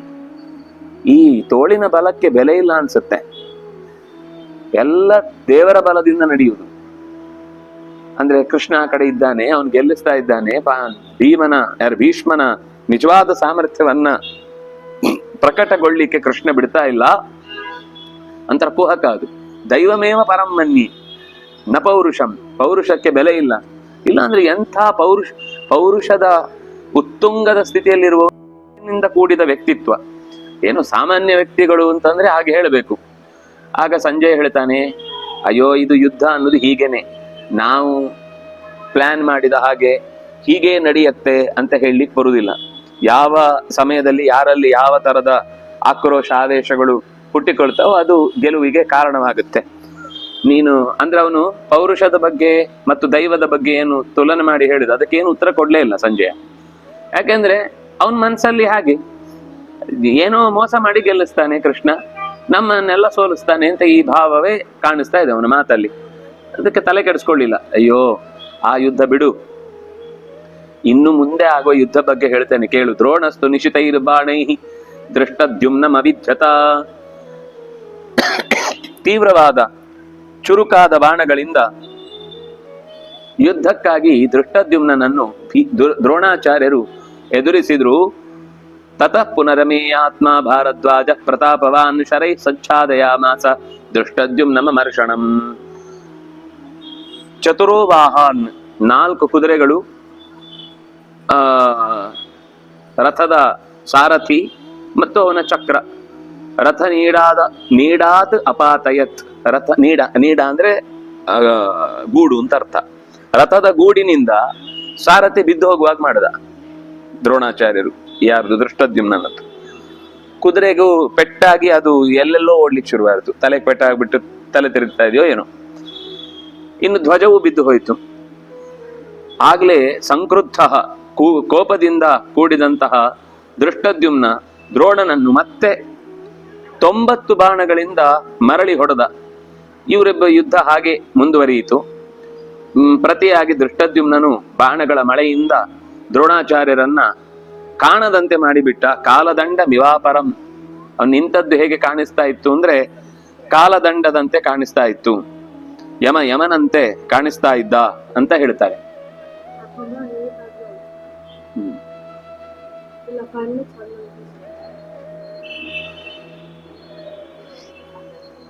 ಕೊನೆಗೆ ಯಾವಾಗ ದೃಷ್ಟದ್ಯುಮ್ನ ಮುಳುಗಿ ಹೋದ್ನೋ, ಇಡೀ ಸೈನ್ಯ, ಪಾಂಡವರ ಸೈನ್ಯ ಒಂದ್ಸರ್ತಿ ಕಂಗಾಲಾಯ್ತು. ಏನಪ್ಪ ಹೀಗಾಯ್ತು, ಈ ದೂರದಲ್ಲಿದ್ದವರಿಗೆ ಕಾಣುದಿಲ್ಲ ಏನಾಗ್ತಾ ಇದೆ ಅಂತ. ಎಲ್ಲ ಮುಚ್ಚಿ ಹೋಯ್ತು, ಹೊಡೆದು ಮುಗಿಸಿದ್ರು ಅಂತ ಅನ್ಕೊಂಡ್ರು. ಆದ್ರೆ ಬೆಂಕಿ ಸ್ವಲ್ಪ ಹೊತ್ತು ಒಳಗಿನಿಂದ ಕಾದ ಮೇಲೆ ದಗದಗ ಅಂತ ಮೊದಲು ಹೊಗೆ ಬರುತ್ತೆ ಎಲ್ಲಾ ಕಡೆ. ಓ, ಬೆಂಕಿ ಕಮ್ಮಿ ಆಯ್ತು ಅಂತ ಅನ್ಕೊಂಡ್ರೆ ಅದು ಬಿಸಿಯಾಗಿ ಶಾಖ ತಂದ್ಕೊಂಡು ನೀರೆಲ್ಲ ತೆಗೆದು ಆಮೇಲೆ ದಗದಗ ಹೇಗೆ ಉರಿಯುತ್ತೋ ಹಾಗೆ ಯಾರು ದೃಷ್ಟದ್ಯುಮ್ನ ಒಂದೇ ಸರ್ತಿ ಮತ್ತೆ ಸಿಡಿದು ದ್ರೋಣಾಚಾರ್ಯರ ಮೇಲೆ ಎದೇಕ ಸಮರೇ ವೀರ ತಸ್ತೌ ಗಿರಿರಿವಾಚಲ. ಅಚಲ ಅಂದ್ರೆ ಚಲಿಸದ ಗಿರಿ, ಬೆಟ್ಟದಂತೆ ಗಟ್ಟಿಯಾಗಿ ನಿಂತ. ಆಮೇಲೆ ಎಷ್ಟು ಬಾಣ ಪ್ರಯೋಗ ಮಾಡಿದ್ರು ದೃಷ್ಟದ್ಯುಮ್ನ ಅಲ್ಲಾಡ್ಲಿಲ್ಲ ಅಂತ. ಯಾಕಂದ್ರೆ ನಿರ್ಧಾರ ಮಾಡಿಬಿಟ್ಟಿದ್ದು, ಇವತ್ತು ಏನೋ ಒಂದು ಮಾಡಿ ನಾನು ದ್ರೋಣಾಚಾರ್ಯರನ್ನ ಹಿಮ್ಮೆಟ್ಟಿಸ್ಬೇಕು ಅಂತ. ಎಷ್ಟು ಬಾಣ ಪ್ರಯೋಗ ಮಾಡಿದ್ರು ತಂಚ ದೀಪ್ತಂ ಶರಂ ಘೋರಂ ಆಯಾಂತಂ ಮೃತ್ಯುಮಾತ್ಮನ ಚಿಚ್ಛೇದ ಸರ್ವೃಷ್ಟೀಚ ಭಾರದ್ವಾಜೇ ಮುಮೋಚಃ. ಬಾಣ ಬಿಟ್ಟದ್ದೆಲ್ಲ ಬೆಟ್ಟಕ್ಕೆ ಕಲ್ಲೆಸಿದ್ರೆ ಅದು ಹೋಗಿ ಹೊಡೆದು ಅಲ್ಲೇ ಬಿದ್ದು ಪುಡಿಯಾಗಿ ಹೋಗುತ್ತೆ. ಹಾಗೆ ಇವನ ಮೈಗೆ ಬಿಟ್ಟ ಬಾಣಗಳೆಲ್ಲ ಈ ಬೆಂಕಿಯ ಮೇಲೆ ಹಾತೆ ಬಿಟ್ಟ ಹಾಗೆ ಅದೆಲ್ಲ ಸುಟ್ಟೆ ಹೋದ ಹಾಗೆ ಮೈ ತಾಗಿ ಕೆಳಗೆ ಬೀಳ್ತಾ ಇತ್ತು. ಒಂದು ಅವನ ಮೈಗೆ ಭೌತಿಕವಾದ ಬಾಣ ಏನು ಮಾಡಲ್ಲ, ದೇವತಾ ಶಕ್ತಿಯಿಂದ ಕೂಡಿದ್ದಾದ್ರೆ ಮಾತ್ರ ಹಾನಿ ಮಾಡುತ್ತೆ, ಯಾಕಂದ್ರೆ ಅದನ್ನ ಮೀರ್ಲಿಕ್ಕಾಗಲ್ಲ. ಆದ್ರೆ ಶರೀರ ಅವನಿಗೆ ಸಹಜವಾಗಿ ಹೊರಗಿನಿಂದ ಬರುವ ಯಾವುದೇ ಖಡ್ಗ, ಗದೆ, ಚಕ್ರ ಅಥವಾ ಬಾಣ ಇದು ಘಾಸಿ ಮಾಡಲ್ಲ. ಅವನು ಹುಟ್ಟುವಾಗ್ಲೇ ದಪ್ಪ ಮೈಯವನಾಗೆ ಹುಟ್ಟಿದ್ದು, ಎಮ್ಮೆ ಚರ್ಮ ತರ. ಏನ್ ಮಾಡಿದ್ರು ಅವನಿಗೆ ಮೈಗೆ ತಾಗುದಿಲ್ಲ. ಹಾಗಾಗಿ ದೃಷ್ಟದ್ಯುಮ್ನನ ಈ ನಿಲುವನ್ನ ಕಂಡು ಸಿಟ್ಟು ಬಂತು. ಆ ಕಡೆಯಿಂದ ಪಾಂಡವರಿಗೆಲ್ಲ ತುಂಬಾ ಸಂತೋಷ ಆಯ್ತು, ಇವನು ಸರಿಯಾಗಿ ನಿಂತಿದ್ದಾನೆ ಅಂತ. ಆಗ ಶಕ್ತಿ ಅನ್ನೋ ಒಂದು ಆಯುಧವನ್ನ ದ್ರೋಣಾಚಾರ್ಯರು ಪ್ರಯೋಗ ಮಾಡ್ತಾರೆ. ಆಗ ಇವನು ಕೂಡ ಅದಕ್ಕೆ ಪ್ರತಿಯಾಗಿ ಮತ್ತೊಂದು ಅಸ್ತ್ರವನ್ನು ತೆಗೆದು ಅದನ್ನ ಹಿಮ್ಮೆಟ್ಟಿಸ್ತಾನೆ. ದೃಷ್ಟದ್ಯುಮ್ನ ಮತ್ತೆ ದ್ರೋಣಾಚಾರ್ಯರನ್ನ ಕೊಲ್ಲಿಕ್ಕೋಸ್ಕರ ಒಂದು ವಿಶಿಷ್ಟವಾದ ಆಯುಧವನ್ನು ಪ್ರಯೋಗ ಮಾಡ್ತಾನೆ. ತಾಮಾಪತಂತೀಂ ಸಹಸಾ ಶಕ್ತಿಂ ಕನಕಭೂಷಿತಾಂ ತ್ರಿದಾ ಚಿಚ್ಛೇದ ಸಮರೇ ಭಾರದ್ವಾಜೋಹ ಸನ್ನಿವ. ಅವನು ಗೊತ್ತಾಯ್ತು ನನ್ನನ್ನ ನಿರ್ನಾಮ ಮಾಡುವುದಕ್ಕಾಗಿ ಅಸ್ತ್ರವನ್ನ ಪ್ರಯೋಗಿಸ್ತಾ ಇದ್ದಾನೆ ಅಂತ. ತಕ್ಷಣವೇ ಅದಕ್ಕೆ ಪ್ರತ್ಯಸ್ತ್ರವನ್ನ ಜಪಿಸಿ ಆ ಬಾಣವನ್ನು ಕೂಡ ನಿರ್ನಾಮ ಮಾಡಿದ್ದಾನೆ. ಹೀಗೆ ಬಾಣಗಳ ಮಳೆ ಅತ್ತಲಿಂದ ಇತ್ತ, ಇತ್ತಲಿಂದ ಅತ್ತ ಚಲಿಸುತ್ತ ಆಕಾಶ ಕಾರ್ಮೋಡದಿಂದ ಮುಚ್ಚಿ ಹೋದ ಹಾಗೆ ಇಬ್ಬರು ಕೂಡ ತಮ್ಮ ತಮ್ಮ ಎದುರುಗಡೆ ಬಂದ ಬಾಣಗಳನ್ನ, ಬಿಲ್ಲನ್ನ ಏನ್ ಸಿಕ್ಕಿತೋ ಅದನ್ನೆಲ್ಲ ಹೊಡೆದು ಹಾಕ್ತಾ ಚಿನ್ನ ಧನುಸ್ಸನ್ನ ಮುರಿದು ಎಸೆದ್ರೆ ತಕ್ಷಣವೇ ದೃಷ್ಟದ್ಯುಮ್ನ ಒಂದು ದೊಡ್ಡ ಗದೆಯನ್ನ ತಗೊಂಡ ದ್ರೋಣನ ಮೇಲೆ ಎಸೆದ್ರೆ ವೇಗ ಸಂಯುಕ್ತವಾಗಿ ಬಂದಂತಹ ಆ ಗದೆಯನ್ನು ಭಾರದ್ವಾಜ ತನ್ನ ಪೌರುಷದಿಂದ, ಭಾರದ್ವಾಜ ಅಂದ್ರೆ ದ್ರೋಣಾಚಾರ್ಯರು ತನ್ನ ಪೌರುಷದಿಂದ ತಕ್ಷಣವೇ ಅದು ಮೈ ಮೇಲೆ ಬಿದ್ದು ಇನ್ನೇನ್ ಪೆಟ್ಟು ಕೊಡ್ಬೇಕು ಅನ್ನೋಷ್ಟೊತ್ತಿಗೆ ಅದನ್ನು ಹಿಡಿದ್ರು. ಅದೆಲ್ಲ ಚುರುಕುತನ. ಈ ಸಿನಿಮಾಗಳಲ್ಲಿ ಬುಲೆಟ್ ಅನ್ನು ಹಿಡಿದು ಬಿಡ್ತಾರೆ ಹಿಂಗೆ, ಏನ್ ಹಿಡಿತಾ ಇದ್ದೇವೆ ಅಂತಾನು ಗೊತ್ತಿರಲ್ಲ ಅವರಿಗೆ. ಆದ್ರೆ ಇಲ್ಲಿ ಎಸೆದ ಗದೆಯನ್ನ ದ್ರೋಣಾಚಾರ್ಯರು ತನ್ನ ಕೌಶಲದಿಂದ ಹಿಡಿದ್ರಂತೆ. ಹಿಡಿದು ಲಾಘವಾತ್ ವ್ಯಂಸಯಾಮಾಸ ಗದಾಂ ಹೇಮ ವಿಭೂಷಿತಾಂ ವ್ಯಂಸಯಿತ್ವ ಗದಾಂ ತಾಂಚ ಪ್ರೇಷಯಾಮಾಸ ಪಾರ್ಶ್ವಂ. ಹಿಡಿದು ವಾಪಸ್ ತಿರುಗಿಸಿ ಅವನಿಗೆನೆ ತಿರುಗಿ ಎಸ್ತಿದ್ದಾರೆ. ಅಂದ್ರೆ ಒಬ್ರಿಬ್ರಲ್ಲ, ಲಕ್ಷಗಟ್ಟಲೆ ಸಂಖ್ಯೆಯ ಸೇನೆ ಒಟ್ಟಿಗೆ ಭೀಮನ ಮೇಲೆ ಎರಗುವುದಕ್ಕೆ ಬಂತು. ಆಗ ಅಲ್ಲಿಗೆ 53ನೇ ಅಧ್ಯಾಯ ಮುಗಿಯಿತು. 54ನೆಯ ಅಧ್ಯಾಯದಲ್ಲಿ ದುರ್ಯೋಧನನಿಂದ ಪ್ರೇರಿತನಾದಂತಹ ಕಲಿಂಗ ತನ್ನ ಸೇನೆಯನ್ನು ಹೊತ್ತುಕೊಂಡು ಭೀಮಸೇನನಲ್ಲಿಗೆ ಬಂದ ಅಂತ ಹೇಳಿದಾಗ ಧೃತರಾಷ್ಟ್ರ ಕೇಳ್ತಾನೆ, ಅಲ್ಲ ಕಥಂ ಅದ್ಭುತ ಕರ್ಮಾಣಂ ಭೀಮಸೇನಂ ಮಹಾಬಲಂ ಚರಂತಂ ಗದೆಯ ವೀರಂ. ಎಸೆದಾಗ ಅವನು ಪ್ರತಿಯಾಗಿ ಭಲ್ಲ ಮೊದಲಾದ ಬೇರೆ ಬೇರೆ ಆಯುಧಗಳಿಂದ ಅದನ್ನ ಎದುರಿಸಲಿಕ್ಕೆ ಪ್ರಯತ್ನ ಪಟ್ಟಿದ್ದಾನೆ. ಅದು ನಿಲ್ಲಿಲ್ಲ, ಯಾಕೆಂದ್ರೆ ಗದೆ ದೊಡ್ಡ ಆಯುಧ ಆದ್ರಿಂದ ಉಳಿದ ಎಲ್ಲ ಆಯುಧಗಳನ್ನು ಸೀಳಿಕೊಂಡು ಮುಂದಕ್ಕೆ ಬಂತು. ತಕ್ಷಣವೇ ದೃಷ್ಟದ್ಯುಮ್ನ ಅಲ್ಲಿಂದ ತಪ್ಪಿಸಿಕೊಂಡ. ದ್ರೋಣಂ ಯುಧಿ ಪರಾಕ್ರಮ್ಯ ಶರೈರ್ ವಿವ್ಯಾಧ ಪಂಚವಿ. ಆದ್ರೆ ತಾನು ಬಗ್ಗಿ ಬಿದ್ದೆ ಅಂತ ಅನ್ಕೊಂಡ್ರೆ ಅವನು ಬಿದ್ದದ್ದಲ್ಲ, ಬೀಳುವ ಹಾಗೆ ಮಾಡ್ತಾ ಬಾಣಗಳನ್ನ ಮರಳಿ ಎಷ್ಟು ಬಿಟ್ಟಿದ್ದಾನೆ ದ್ರೋಣಾಚಾರ್ಯರಿಗೆ. ಆಗ ಅವರ ಮೈಗೆ ಬಾಣಗಳ ಪೆಟ್ಟು ತಾಗಿದೆ. ಇಬ್ಬರಿಗೂ ಪೆಟ್ಟು ಬಿದ್ದು ಪರಸ್ಪರ ರಕ್ತಸಿಕ್ತರಾಗಿದ್ದಾರೆ. ದ್ರೋಣೋ ದ್ರುಪದ ಪುತ್ರಸ್ಯ ಪುನಶ್ಚಿಚ್ಛೇದ ಕಾರ್ಮುಕಂ ಸಚಿನ್ನ ಧನ್ವಾ ವಿರತಃ ಹತಾಶ್ವೋ ಹತಸಾರಥಿ ಗದಾಪಾಣಿರೆ ಅವಾರೋಹತ್ ಖ್ಯಾಪಯನ್ ಪೌರುಷಂ ಮಹತ್. ತಕ್ಷಣವೇ ಅವನ ಯಾರು ದೃಷ್ಟದ್ಯುಮ್ನ ಸಾರಥಿ ಹೋದ, ಕುದುರೆಗಳು ಸತ್ತು ಹೋದ್ವು, ರಥವು ಪುಡಿಯಾಯಿತು, ಜೊತೆಗೆ ಆಯುಧಗಳ ಆಗಾರವೂ ಕೂಡ ನೆಲಕ್ಕೆ ಬಿದ್ದು ಚೆಲ್ಲಾಪಿಲ್ಲಿ ಆಗಿಬಿಟ್ಟಿದೆ. ನೆಲಕ್ಕೆ ಹಾರಿದ, ಬೀಳಿಲ್ಲ, ನೆಲಕ್ಕೆ ಹಾರಿ ಕೈಗೆ ಸಿಕ್ಕಿದ ಆಯುಧಗಳನ್ನೆಲ್ಲ ದ್ರೋಣಾಚಾರ್ಯರ ಮೇಲೆ ರಥಾತ್ ಅನವರೂಢಸ್ಯ, ಇನ್ನು ರಥ ಏರ್ಲಿಲ್ಲ, ಅದು ಬರಬೇಕು ವಸ್ತುತಃ. ಒಂದು ರಥದಿಂದ ಬಿದ್ದ ತಕ್ಷಣ ಇನ್ನೊಂದು ರಥ ಅವರಿಗಾಗಿ ತಯಾರಾಗಿ ಬರುತ್ತೆ. ಅದರಷ್ಟರಲ್ಲಿ ಎದುರಾಳಿಗಳು ಬಾಣ ಹೊಡೆದ್ರೆ ಅವನಿಗೆ ಆಘಾತವನ್ನ ತಪ್ಪಿಸಿಕೊಳ್ಳಿಕ್ ಸಾಧ್ಯ ಇಲ್ಲ. ಆದ್ರೂ ನೆಲದಲ್ಲೇ ನಿಂತು ತದದ್ಭುತಮಿವಾಭವತ್, ಅವನನ್ನ ನೆಲದಲ್ಲಿ ನಿಂತಾಗ್ಲೂ, ಯಾಕಂದ್ರೆ ರಥದಲ್ಲಿ ನಿಂತವನು ನೆಲದಲ್ಲಿ ನಿಂತು ಯುದ್ಧ ಮಾಡಿದಾಗ ನೆಲದವನಿಗೆ ಶಕ್ತಿ ಸಾಮರ್ಥ್ಯ ಕಮ್ಮಿ. ಯಾಕಂದ್ರೆ ಮೇಲಿನಿಂದ ಅವನಿಗೆ ಸಿಗುವ ಗುರಿ ಕೆಳಗಿನಿಂದ ಹೊಡೆಯುವವನಿಗೆ ಕಷ್ಟ, ಎಲ್ಲ ಅಡ್ಡದಿಡ್ಡಿ ಇರುತ್ತೆ. ಇವನಿಗಾದ್ರೆ ಕ್ಲಿಯರ್ ಆಗಿ ಎಲ್ಲ ಪಿಕ್ಚರ್ ಕಾಣಿಸ್ತಾ ಇರುತ್ತೆ. ಮತ್ತೆ ನೆಲದಲ್ಲಿ ನಿಂತವನಿಗೆ ಏನಿದ್ರು ಕೂಡ ಒಂದು ಸ್ಥಾನ ಚಿಕ್ಕದು ಅಂತಾನೆ ಒಂದು ಮಾನಸಿಕವಾಗಿ ದೌರ್ಬಲ್ಯ ಇರುತ್ತೆ, ಅಯ್ಯೋ ನಾನು ರಥದಲ್ಲಿ ಇಲ್ಲ ಅಂತ. ಆದ್ರೆ ಇಷ್ಟೆಲ್ಲ ಆದ್ರೂ ಕೂಡ ಖಡ್ಗಂ ತಕ್ಷಣವೇ ಒಂದು ಗುರಾಣಿಯನ್ನು ಎತ್ತಿಕೊಂಡಿದ್ದಾನೆ. ಅದು ಎಂಥ ಗುರಾಣಿ ಅಂತಂದ್ರೆ ತತಸ್ಸ ವಿಪುಲಂ ಚರ್ಮ ಶತಚಂದ್ರಂಚ ಭಾನುಮತ್. ಶತಚಂದ್ರ ದೊಡ್ಡ ಸೂರ್ಯನಂತೆ ಹೇಮ, ಬಂಗಾರದಿಂದ ಕೂಡಿದ, ಅಂದ್ರೆ ಒಬ್ಬ ಮನುಷ್ಯನನ್ನೇ ಪೂರ್ತಿ ಸುತ್ತು ಹಾಕುವಷ್ಟು ಗ್ರಹಣ ಕಾಲದಲ್ಲಿದ್ದ ಕಪ್ಪಾದ ಖಗ್ರಾಸದಲ್ಲಿ ಬಂದಾಗ ಹೇಗೆ ಕಾಣುತ್ತೋ ಹಾಗೆ ಕಪ್ಪು, ಆದ್ರೆ ಮಧ್ಯದಲ್ಲಿ ಶತಚಂದ್ರ, 100 ಸಣ್ಣ ಸಣ್ಣ ಉಬ್ಬುಗಳು, ಅದು ಚಂದ್ರನ ಹಾಗೆ ಕಾಣಿಸ್ತಾ ಇರುತ್ತೆ. ಪೂರ್ತಿ ರೌಂಡ್ ಇರುತ್ತೆ. ಕೈಯಿಂದ ಇಡೀ ಕೈಗೆ ಅದನ್ನ ಕಟ್ಟಿಕೊಂಡಿರ್ತಾರೆ. ಖಡ್ಗದಿಂದ ಎದುರಾಳಿಯನ್ನ ಹೊಡಿತಾ ತನಗೆ ಪೆಟ್ಟು ಬೀಳುವಾಗ ಅದನ್ನ ಹಿಡ್ಕೊಳ್ತಾರೆ. ಹಾಗೆ ವಿಪುಲಂ ಚರ್ಮ, ತುಂಬಾ ವಿಸ್ತಾರವಾದ ಗುರಾಣಿಯನ್ನು ಹಿಡಿದಿದ್ದಾನೆ. ಭಾನುಮತ್, ಅದು ಶೋಭಿಸ್ತಾ ಇದೆ. ಖಡ್ಗಂಚ ವಿಪುಲಂ ದಿವ್ಯಂ, ಉದ್ದನೆಯ ಖಡ್ಗವನ್ನು ಧರಿಸಿದ್ದಾನೆ. ಪ್ರಗೃಹ್ಯ ಸುಭುಜೋ ಬಲಿ, ಆ ಖಡ್ಗ ಹಿಡಿಯುವುದಕ್ಕೆ ತಾಕತ್ಬೇಕು ತೋಳಿನಲ್ಲಿ. ಯಾಕಂದ್ರೆ ಅದು 1 kg 2 kg ಖಡ್ಗಗಳಲ್ಲ, ಏನಿಲ್ಲ ಅಂದ್ರೆ ಒಂದು 200-300 kg ಇದ್ದ ಖಡ್ಗಗಳಿರ್ತವೆ. ನಾವು 200-300 4-5 ಜನ ಸೇರಿದ್ರು ಆಗಲ್ಲ, 4-5 ಜನ ಸೇರಿ ಎತ್ತಿದ್ರೂ ಆಗಲ್ಲ. ಅಂತದ್ದನ್ನ ಅವರು ಅನಾಯಾಸ ಒಂದು ಕೈಯಲ್ಲಿ ಎತ್ತಿ ಹೊಡಿತಾ ಇದ್ರು. ಸಂಭಾಜಿ ಮಹಾರಾಜನದ್ದೆಲ್ಲ ಇವತ್ತಿಗೂ ಪುಣೆಯಲ್ಲಿ ಅವರ ಖಡ್ಗ ಇದೆ 180 kg, ಅದನ್ನು ಒಂದ್ ಕೈಯಲ್ಲಿ ಎತ್ತಿ ಯುದ್ಧ ಮಾಡ್ತಿದ್ರಂತವ್ರು. ಈಗ ಅದನ್ನು 10 ಜನ ಎತ್ತಬೇಕು ತಗೊಂಡ್ ಬರ್ಲಿಕ್ಕೆ, ಯುದ್ಧಕ್ಕಲ್ಲ. ಅಂದ್ರೆ ಆ ಅಭ್ಯಾಸ ಇದೆಯಲ್ಲ, ಅದು ಅವರವರು. ಈಗ ಕೆಲವರ ಬ್ಯಾಟು ಇಲ್ಲ, ಅದು ಟೆಕ್ನಿಕಲಿ ಯೂಸ್ ಮಾಡುದು. ಎತ್ತುದು ಬೀಸ್ತೋ ಅಂತ ನಾವು ಕುಂಬಳಕಾಯಿ ಎತ್ತಿದಂಗೆ ಎತ್ತುದಲ್ಲ. ಅದನ್ನ ಎತ್ತುವಾಗಲೇ ಎದುರಾಳಿಯ ಯಾವ ಗುರಿಯ ಕಡೆಗೆ ಅದನ್ನ ಬೀಸ್ಬೇಕು ಅಂತ ಅವ್ರ ಅಂದಾಜಿರುತ್ತೆ. ಅದು ಏನಂತಾರೆ, ಟೆಕ್ನಿಕಲಿ ಯೂಸ್ ಮಾಡುದು ಹೊರತು ಲಿಟರಲಿ ಎತ್ಕೊಂಡು ನಾನು 180 kg ಎತ್ತಿದ್ದೇನೆ ಅಂತ ಭುಜದಲ್ಲಿ ಅದರ ಬಲ ತೋರಿಸುವುದಲ್ಲ. ಅದಕ್ಕಿಂತ ಜಾಸ್ತಿ ಶಕ್ತಿ ಇತ್ತು ಅಂತ ಅರ್ಥ. ಯುದ್ಧ ಮಾಡ್ಬೇಕು ಅಂದ್ರೆ ಎತ್ತುದು ಮಾತ್ರ ಅಲ್ಲ, ಎತ್ತಿದ್ಮೇಲೆ ಅದನ್ನ ಬೀಸಿ ಬಳಸಿಕೊಳ್ಳಿಕ್ಕೂ ಗೊತ್ತಿರ್ಬೇಕಿತ್ತು.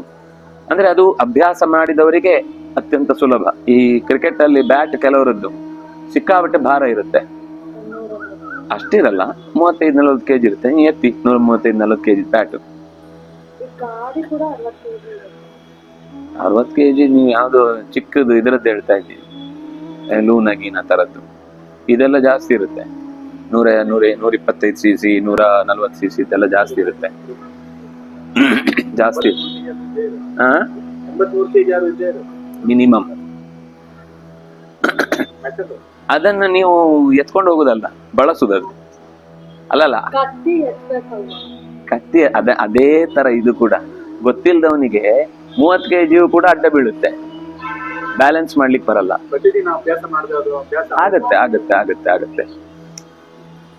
105 kg ಎತ್ತನ್ನೇ ಎತ್ತುತ್ತಾರೆ 80 kg ಅವರು. ಆದ್ರೆ ಅದು ಒಂದು ದಿವಸದಲ್ಲಿ ಎತ್ತುದಲ್ಲ, ಪ್ರತಿ ದಿವಸ ಕರುವಾಗಿದ್ದಾಗಿನಿಂದ ಹಿಡಿದು ಎತ್ತಿ ಎತ್ತಿ ಎತ್ತಿ ಎತ್ತಿ ಎತ್ತಿ ಎತ್ತಿ ಅಭ್ಯಾಸ ಮಾಡಿ 3 ವರ್ಷ ಆಗುವಾಗ ಅದು 150 kg ಆಗುತ್ತೆ. ಇವನು 80 kg ಇರ್ತಾನೆ, ಅದನ್ನ ಅನಾಯಾಸವಾಗಿ ಎತ್ತುತ್ತಾನೆ. ನಾರಾಯಣ.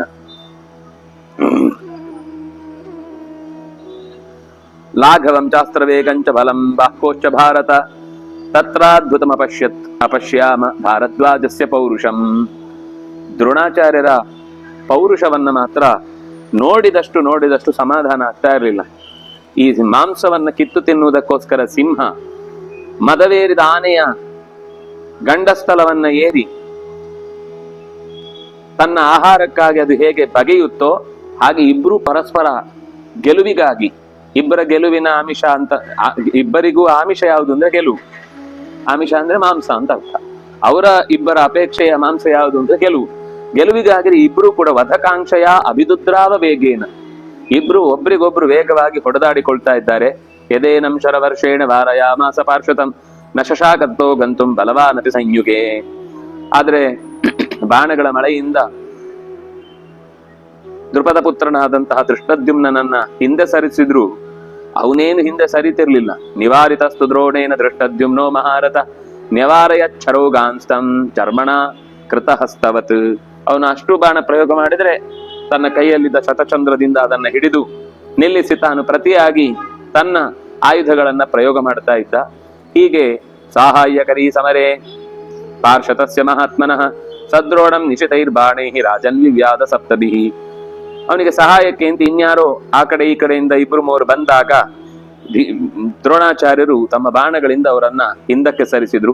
ಕೊನೆಗೆ ಭೀಮಸೇನ ಅಲ್ಲಿಗೆ ಬಂದ. ಭೀಮಸೇನೋ ಮಹಾಬಾಹು ಸಹಸಾ ಅಭ್ಯಪತದ್ ಬಲಿ. ಆಗ ಈ ಕಡೆಯಿಂದ ದುರ್ಯೋಧನ ಬಂದ. ಅದು ಆ ಕಡೆಯಿಂದ ಭೀಮಸೇನ ಸಹಾಯಕ್ಕೆ ಬಂದ ಅಂತ ಗೊತ್ತಾದ ತಕ್ಷಣ ಈ ಕಡೆಯಿಂದ ದುರ್ಯೋಧನ ಬಂದ. ಕಳಿಂಗ ಅನ್ನುವಂತಹ ಒಬ್ಬ ವೀರನನ್ನು, ಕಳಿಂಗ ದೇಶದ ವೀರನನ್ನು, ಅಂದ್ರೆ ಒರಿಸ್ಸಾ ದೇಶದ ಯಾರೋ ವೀರ, ಅವನನ್ನ ಸಮಚೋದಯ ಹೋಗ್ ಭೀಮನನ್ನ ಎದುರಿಸಿ ನಿಲ್ಲು, ಅವನು ದೃಷ್ಟದ್ಯುಮ್ನನಿಗೆ ಸಹಾಯ ಮಾಡುವ ಮುಂಚೆ ನೀನು ಅವನಿಗೆ ಅಡ್ಡ ನಿಲ್ಬೇಕು. ಅವ್ರು ಸಹಾಯ ಮಾಡ್ಲಿಕ್ಕೆ ಹೋದ್ರೆ ಮತ್ತೆ ಚಿಗುರಿ ಬಿಡ್ತಾರೆ. ಅಂದ್ರೆ ಯುದ್ಧ ಆಗ್ಬೇಕಾದ್ರೆ ಮಧ್ಯದಲ್ಲಿ ಸಪೋರ್ಟ್ ಸಿಗ್ಬಾರ್ದು. ಸಿಕ್ಕಿದ್ರೆ ಸ್ವಲ್ಪ ಹೊತ್ತಾದ್ಮೇಲೆ ಅವರು ಚಿಗುರ್ಕೊಂಡ್ಬಿಡ್ತಾರೆ. ಹೋರಾಟ ಆಗುವಾಗ ಬಹಳ ಹೊತ್ತು ಅವರೇ ಸುಸ್ತಾಗಿ ಕೈ ಚೆಲ್ಲಬೇಕು. ಆ ಸ್ಥಿತಿಗೆ ಬರುವ ತನಕ ಬೇರೆಯವರ ಸಹಾಯ ಸಿಗದಂತೆ ನೋಡ್ಕೊಳ್ತಾರೆ. ಹಾಗೆ ಇವನು ಕಳಿಂಗನನ್ನ ಕಳಿಸಿ ಭೀಮ ಅಲ್ಲಿ ಸಿಗಬಾರ್ದು ಅವನಿಗೆ. ತತಸ್ಸಾ ಮಹತಿ ಸೇನಾ ಕಳಿಂಗಾನಾಂ ಜನೇಶ್ವರ ಭೀಮಂ ಅಭ್ಯುದ್ಯಯೌ ತೂರ್ಣಂ ತಪಪುತ್ರಸ್ಯ ಶಾಸನಾತ್. ನಿನ್ನ ಮಗನಾದಂತಹ ದುರ್ಯೋಧನನ ಆದೇಶದಂತೆ ಕಳಿಂಗ ತನ್ನ ಸೇನೆಯನ್ನು ಹೊತ್ತುಕೊಂಡು ಭೀಮನ ಕಡೆಗೆ ನುಗ್ಗಿದ. ಪಾಂಚಾಲ್ಯಂ ಮತ ಸಂತ್ಯಜ್ಯ ದ್ರೋಣೋಪಿ ರಥಿನಾಂವರ ವಿರಾಟ ದ್ರುಪದೋ ವೃದ್ಧೋ ವಾರಯಾಮಾಸ ಸಂಯುಗೆ. ಅಷ್ಟಕ್ಕೆ ಸರಿಯಾಗಿ ಭೀಮನಿಗೆ ಎದುರಿಸಿ ಕಳಿಂಗನನ್ನ ಕಳುಹಿಸಿದ ತಕ್ಷಣ ಆ ಕಡೆಯಿಂದ ವಿರಾಟ ಮತ್ತು ದ್ರುಪದ ಇಬ್ರು ಕೂಡ ಮತ್ತೆ ದ್ರೋಣಾಚಾರ್ಯರ ಸೇನೆಯ ಕಡೆಗೆ ನುಗ್ಗಿದ್ರೆ ದೃಷ್ಟದ್ಯುಮ್ನ ಪಕ್ಕಕ್ಕೆ ಸರಿದ. ಧರ್ಮರಾಜನ ಹತ್ರ ಓಡಿ ಬಂದ. ಯಾಕೆಂದ್ರೆ ಭೀಮಸೇನೆ ಈಚೆ ಬಂದ ಅಂದ್ರೆ ಧರ್ಮರಾಜನ ಕಾವಲಿಗೆ ಯಾರಾದ್ರೂ ಒಬ್ರು ಬೇಕು. ಒಂದೋ ಸಾತ್ವಿಕಿ, ಒಂದೋ ದೃಷ್ಟದ್ಯುಮ್ನ, ಒಂದೋ ಭೀಮಸೇನ. ಮೂವರಲ್ಲಿ ಯಾರಾದ್ರೂ ಒಬ್ರು ಯಾವಾಗ್ಲೂ ಧರ್ಮರಾಜನ ಹತ್ರ ಇದ್ರು. ಯಾಕೆಂದ್ರೆ ಧರ್ಮರಾಜನನ್ನ ಎಳೆದೊಯ್ದು ನಿಮ್ಗೆ ಅಣ್ಣ ಬೇಕು, ಮತ್ತೆ ರಾಜ್ಯ ಬೇಕು ಅಂತ ಈ ಪ್ರಶ್ನೆ ಕೇಳಿಯೇ ಅವರು ನಮ್ಮನ್ನ ಬಳಸಿಕೊಳ್ಳುವುದಕ್ಕೆ ಸಿದ್ಧ ಇದ್ದಾರೆ. ಅವ್ನು ನಿಂತ್ರನೇ ಎದುರಾಳಿಗಳು ಅಲ್ಲೇ ನಡುಗಿ ಪ್ರಾಣ ಬಿಡ್ತಾರೆ. ಅಂಥದ್ರಲ್ಲಿ ಭೀಮನನ್ನ ಗೆಲ್ಲಿಕ್ಕೆ ಇವರನ್ನ ಕಳಿಸಿಕೊಟ್ಟದ್ದಾದ್ರೂ ಹೇಗೆ? ಧೈರ್ಯ ಇತ್ತ? ಯಾರು ಕರೆದ್ರು? ಗೊತ್ತಿಲ್ವಾ ಭೀಮ ಅಂದ್ರೆ ಯಾರು ಅಂತ ಅವರಿಗೆ, ಹೋದವರಿಗೆ ಅಂತ ಧೃತರಾಷ್ಟ್ರ ಸ್ವಲ್ಪ ಭಯದಿಂದ ಕೇಳ್ತಾನೆ. ಆಗ ಸಂಜಯ್ ಹೇಳ್ತಾನೆ, ಇಲ್ಲ, ನಿನ್ನ ಮಗ ಹೇಳಿದ ಮೇಲೆ ಹೋಗ್ಲೇಬೇಕಲ್ಲ. ಆದ್ರೆ ದೊಡ್ಡ ಸೈನ್ಯ ಇತ್ತು ಅಂತ ಅವನಿಗೆ ಧೈರ್ಯ ಇತ್ತು. ಮಹತ್ಯಾ ಸೇನೆಯ ಗುಪ್ತ, ಗುಪ್ತ ಅಂದ್ರೆ ರಕ್ಷಿತ ಅಂತ ಅರ್ಥ. ದೊಡ್ಡ ಸೇನೆಯಿಂದ ರಕ್ಷಿತನಾಗಿ ಸತ್ರ 4 ಜನ ಸೈನಿಕರು ಸಾಯ್ಬಹುದು, ನನಗಂತೂ ರಕ್ಷಣೆಗೆ ಬೇಕಾದಷ್ಟು ದೊಡ್ಡ ಸೈನ್ಯ ಇದೆ ಅಂತ ಭಾವಿಸಿ ಪ್ರಾಯಾತ್ ಭೀಮಂ ಹೋದ. ಭೀಮನಲ್ಲಿಗೆ ಹೋದ. ಮೃತ್ಯುವೇ ಹುಡುಕಿಕೊಂಡು, ಅದ್ಯಾವುದು ಈ ಜಿಂಕೆ ಹುಡುಕೊಂಡು ಹುಲಿಯ ಮನೆಗೆ ಹೋದ ಹಾಗೆ ಸೀದಾ ಭೀಮಸೇನನ ಬಳಿಗೆ ಹೋದ. ಭೀಮ ರಥದ ಬಳಿಗೆ ಹೋದಾಗ ಕಳಿಂಗನ ದೊಡ್ಡ ಸೇನೆ, ರಥ, ಅಶ್ವ, ಕುದುರೆ ಮತ್ತು ಪದಾತಿಗಳು, ಇವರು ಇಷ್ಟೂ ಜನ ಆಯುಧಗಳನ್ನು ಹಿಡಿದುಕೊಂಡೇ ಭೀಮಸೇನನ ಬಳಿಗೆ ಆರ್ಛತ್ ಹೋಗಿ ಸೇರಿದ್ರು. ದೊಡ್ಡ ಸೇನೆ. ಕೇತುಮಾನ್ ಅಂತ ಒಬ್ಬ ಇದ್ದ ಅವರ ಮಧ್ಯದಲ್ಲಿ. ಮತ್ತೊಬ್ಬ ನೈಷಾದಿ. ನೈಷಾದಿ ಅಂದ್ರೆ ಈ ಬಲ್ಲ ಅಂದ್ರೆ ಕಾಡು ಜನರು, ಕಾಡಿನಲ್ಲಿ ಯುದ್ಧದ ತರಬೇತಿ ಪಡೆದ ಪ್ರತ್ಯೇಕ ಫೋರ್ಸ್ ಅವರು. ಈ ಕರುಣೆ ಗಿರುಣೆ ಎಲ್ಲ ಎಂತದೂ ಇಲ್ಲ. ಅವರು ಯಾರ ಪರ ಹೋರಾಡಬೇಕು ಅವ್ರ ಪರ ಹೋರಾಡಿ ಗೆಲುವು ತಂದು ಕೊಟ್ಟೋಗ್ಬಿಡ್ತಾರೆ. ಅವರು ಪ್ರೈವೇಟ್ ಫೋರ್ಸ್, ಅದು ನೇರವಾಗಿ ಯಾರ ರಾಜ್ಯಕ್ಕೂ ಸೇರಿರಲ್ಲ. ಅಂತ ಒಂದು ದೊಡ್ಡ ಸೇನೆಯು ಅವ್ರ ಜೊತೆಗೆ ಇತ್ತು. ಅದರೊಬ್ಬ ಶ್ರುತಾಯು ಅಂತ ಕಳಿಂಗ ದೇಶದ ರಾಜ, ಕೇತುಮಾನ್ ಅನ್ನುವಂತಹ ನಿಷಾದ ರಾಜ, ಅವರಿಬ್ಬರ ಸೇನೆ ಒಟ್ಟು ಸೇರಿ ಭೀಮನಿಗೆ ಇಂಥ ಸೇನೆಯಿಂದಲೇ ಏನಾದ್ರೂ ಬುದ್ಧಿ ಕಲಿಸ್ಬೇಕು. ಈ ಲೋಕಲ್ ಸೇನೆಯನ್ನ ಕಳಿಸಿದ್ರೆ ಅವನು 2 ನಿಮಿಷದಲ್ಲಿ ಗುಡಿಸಿ ಹಾಕ್ಬಿಡ್ತಾನೆ.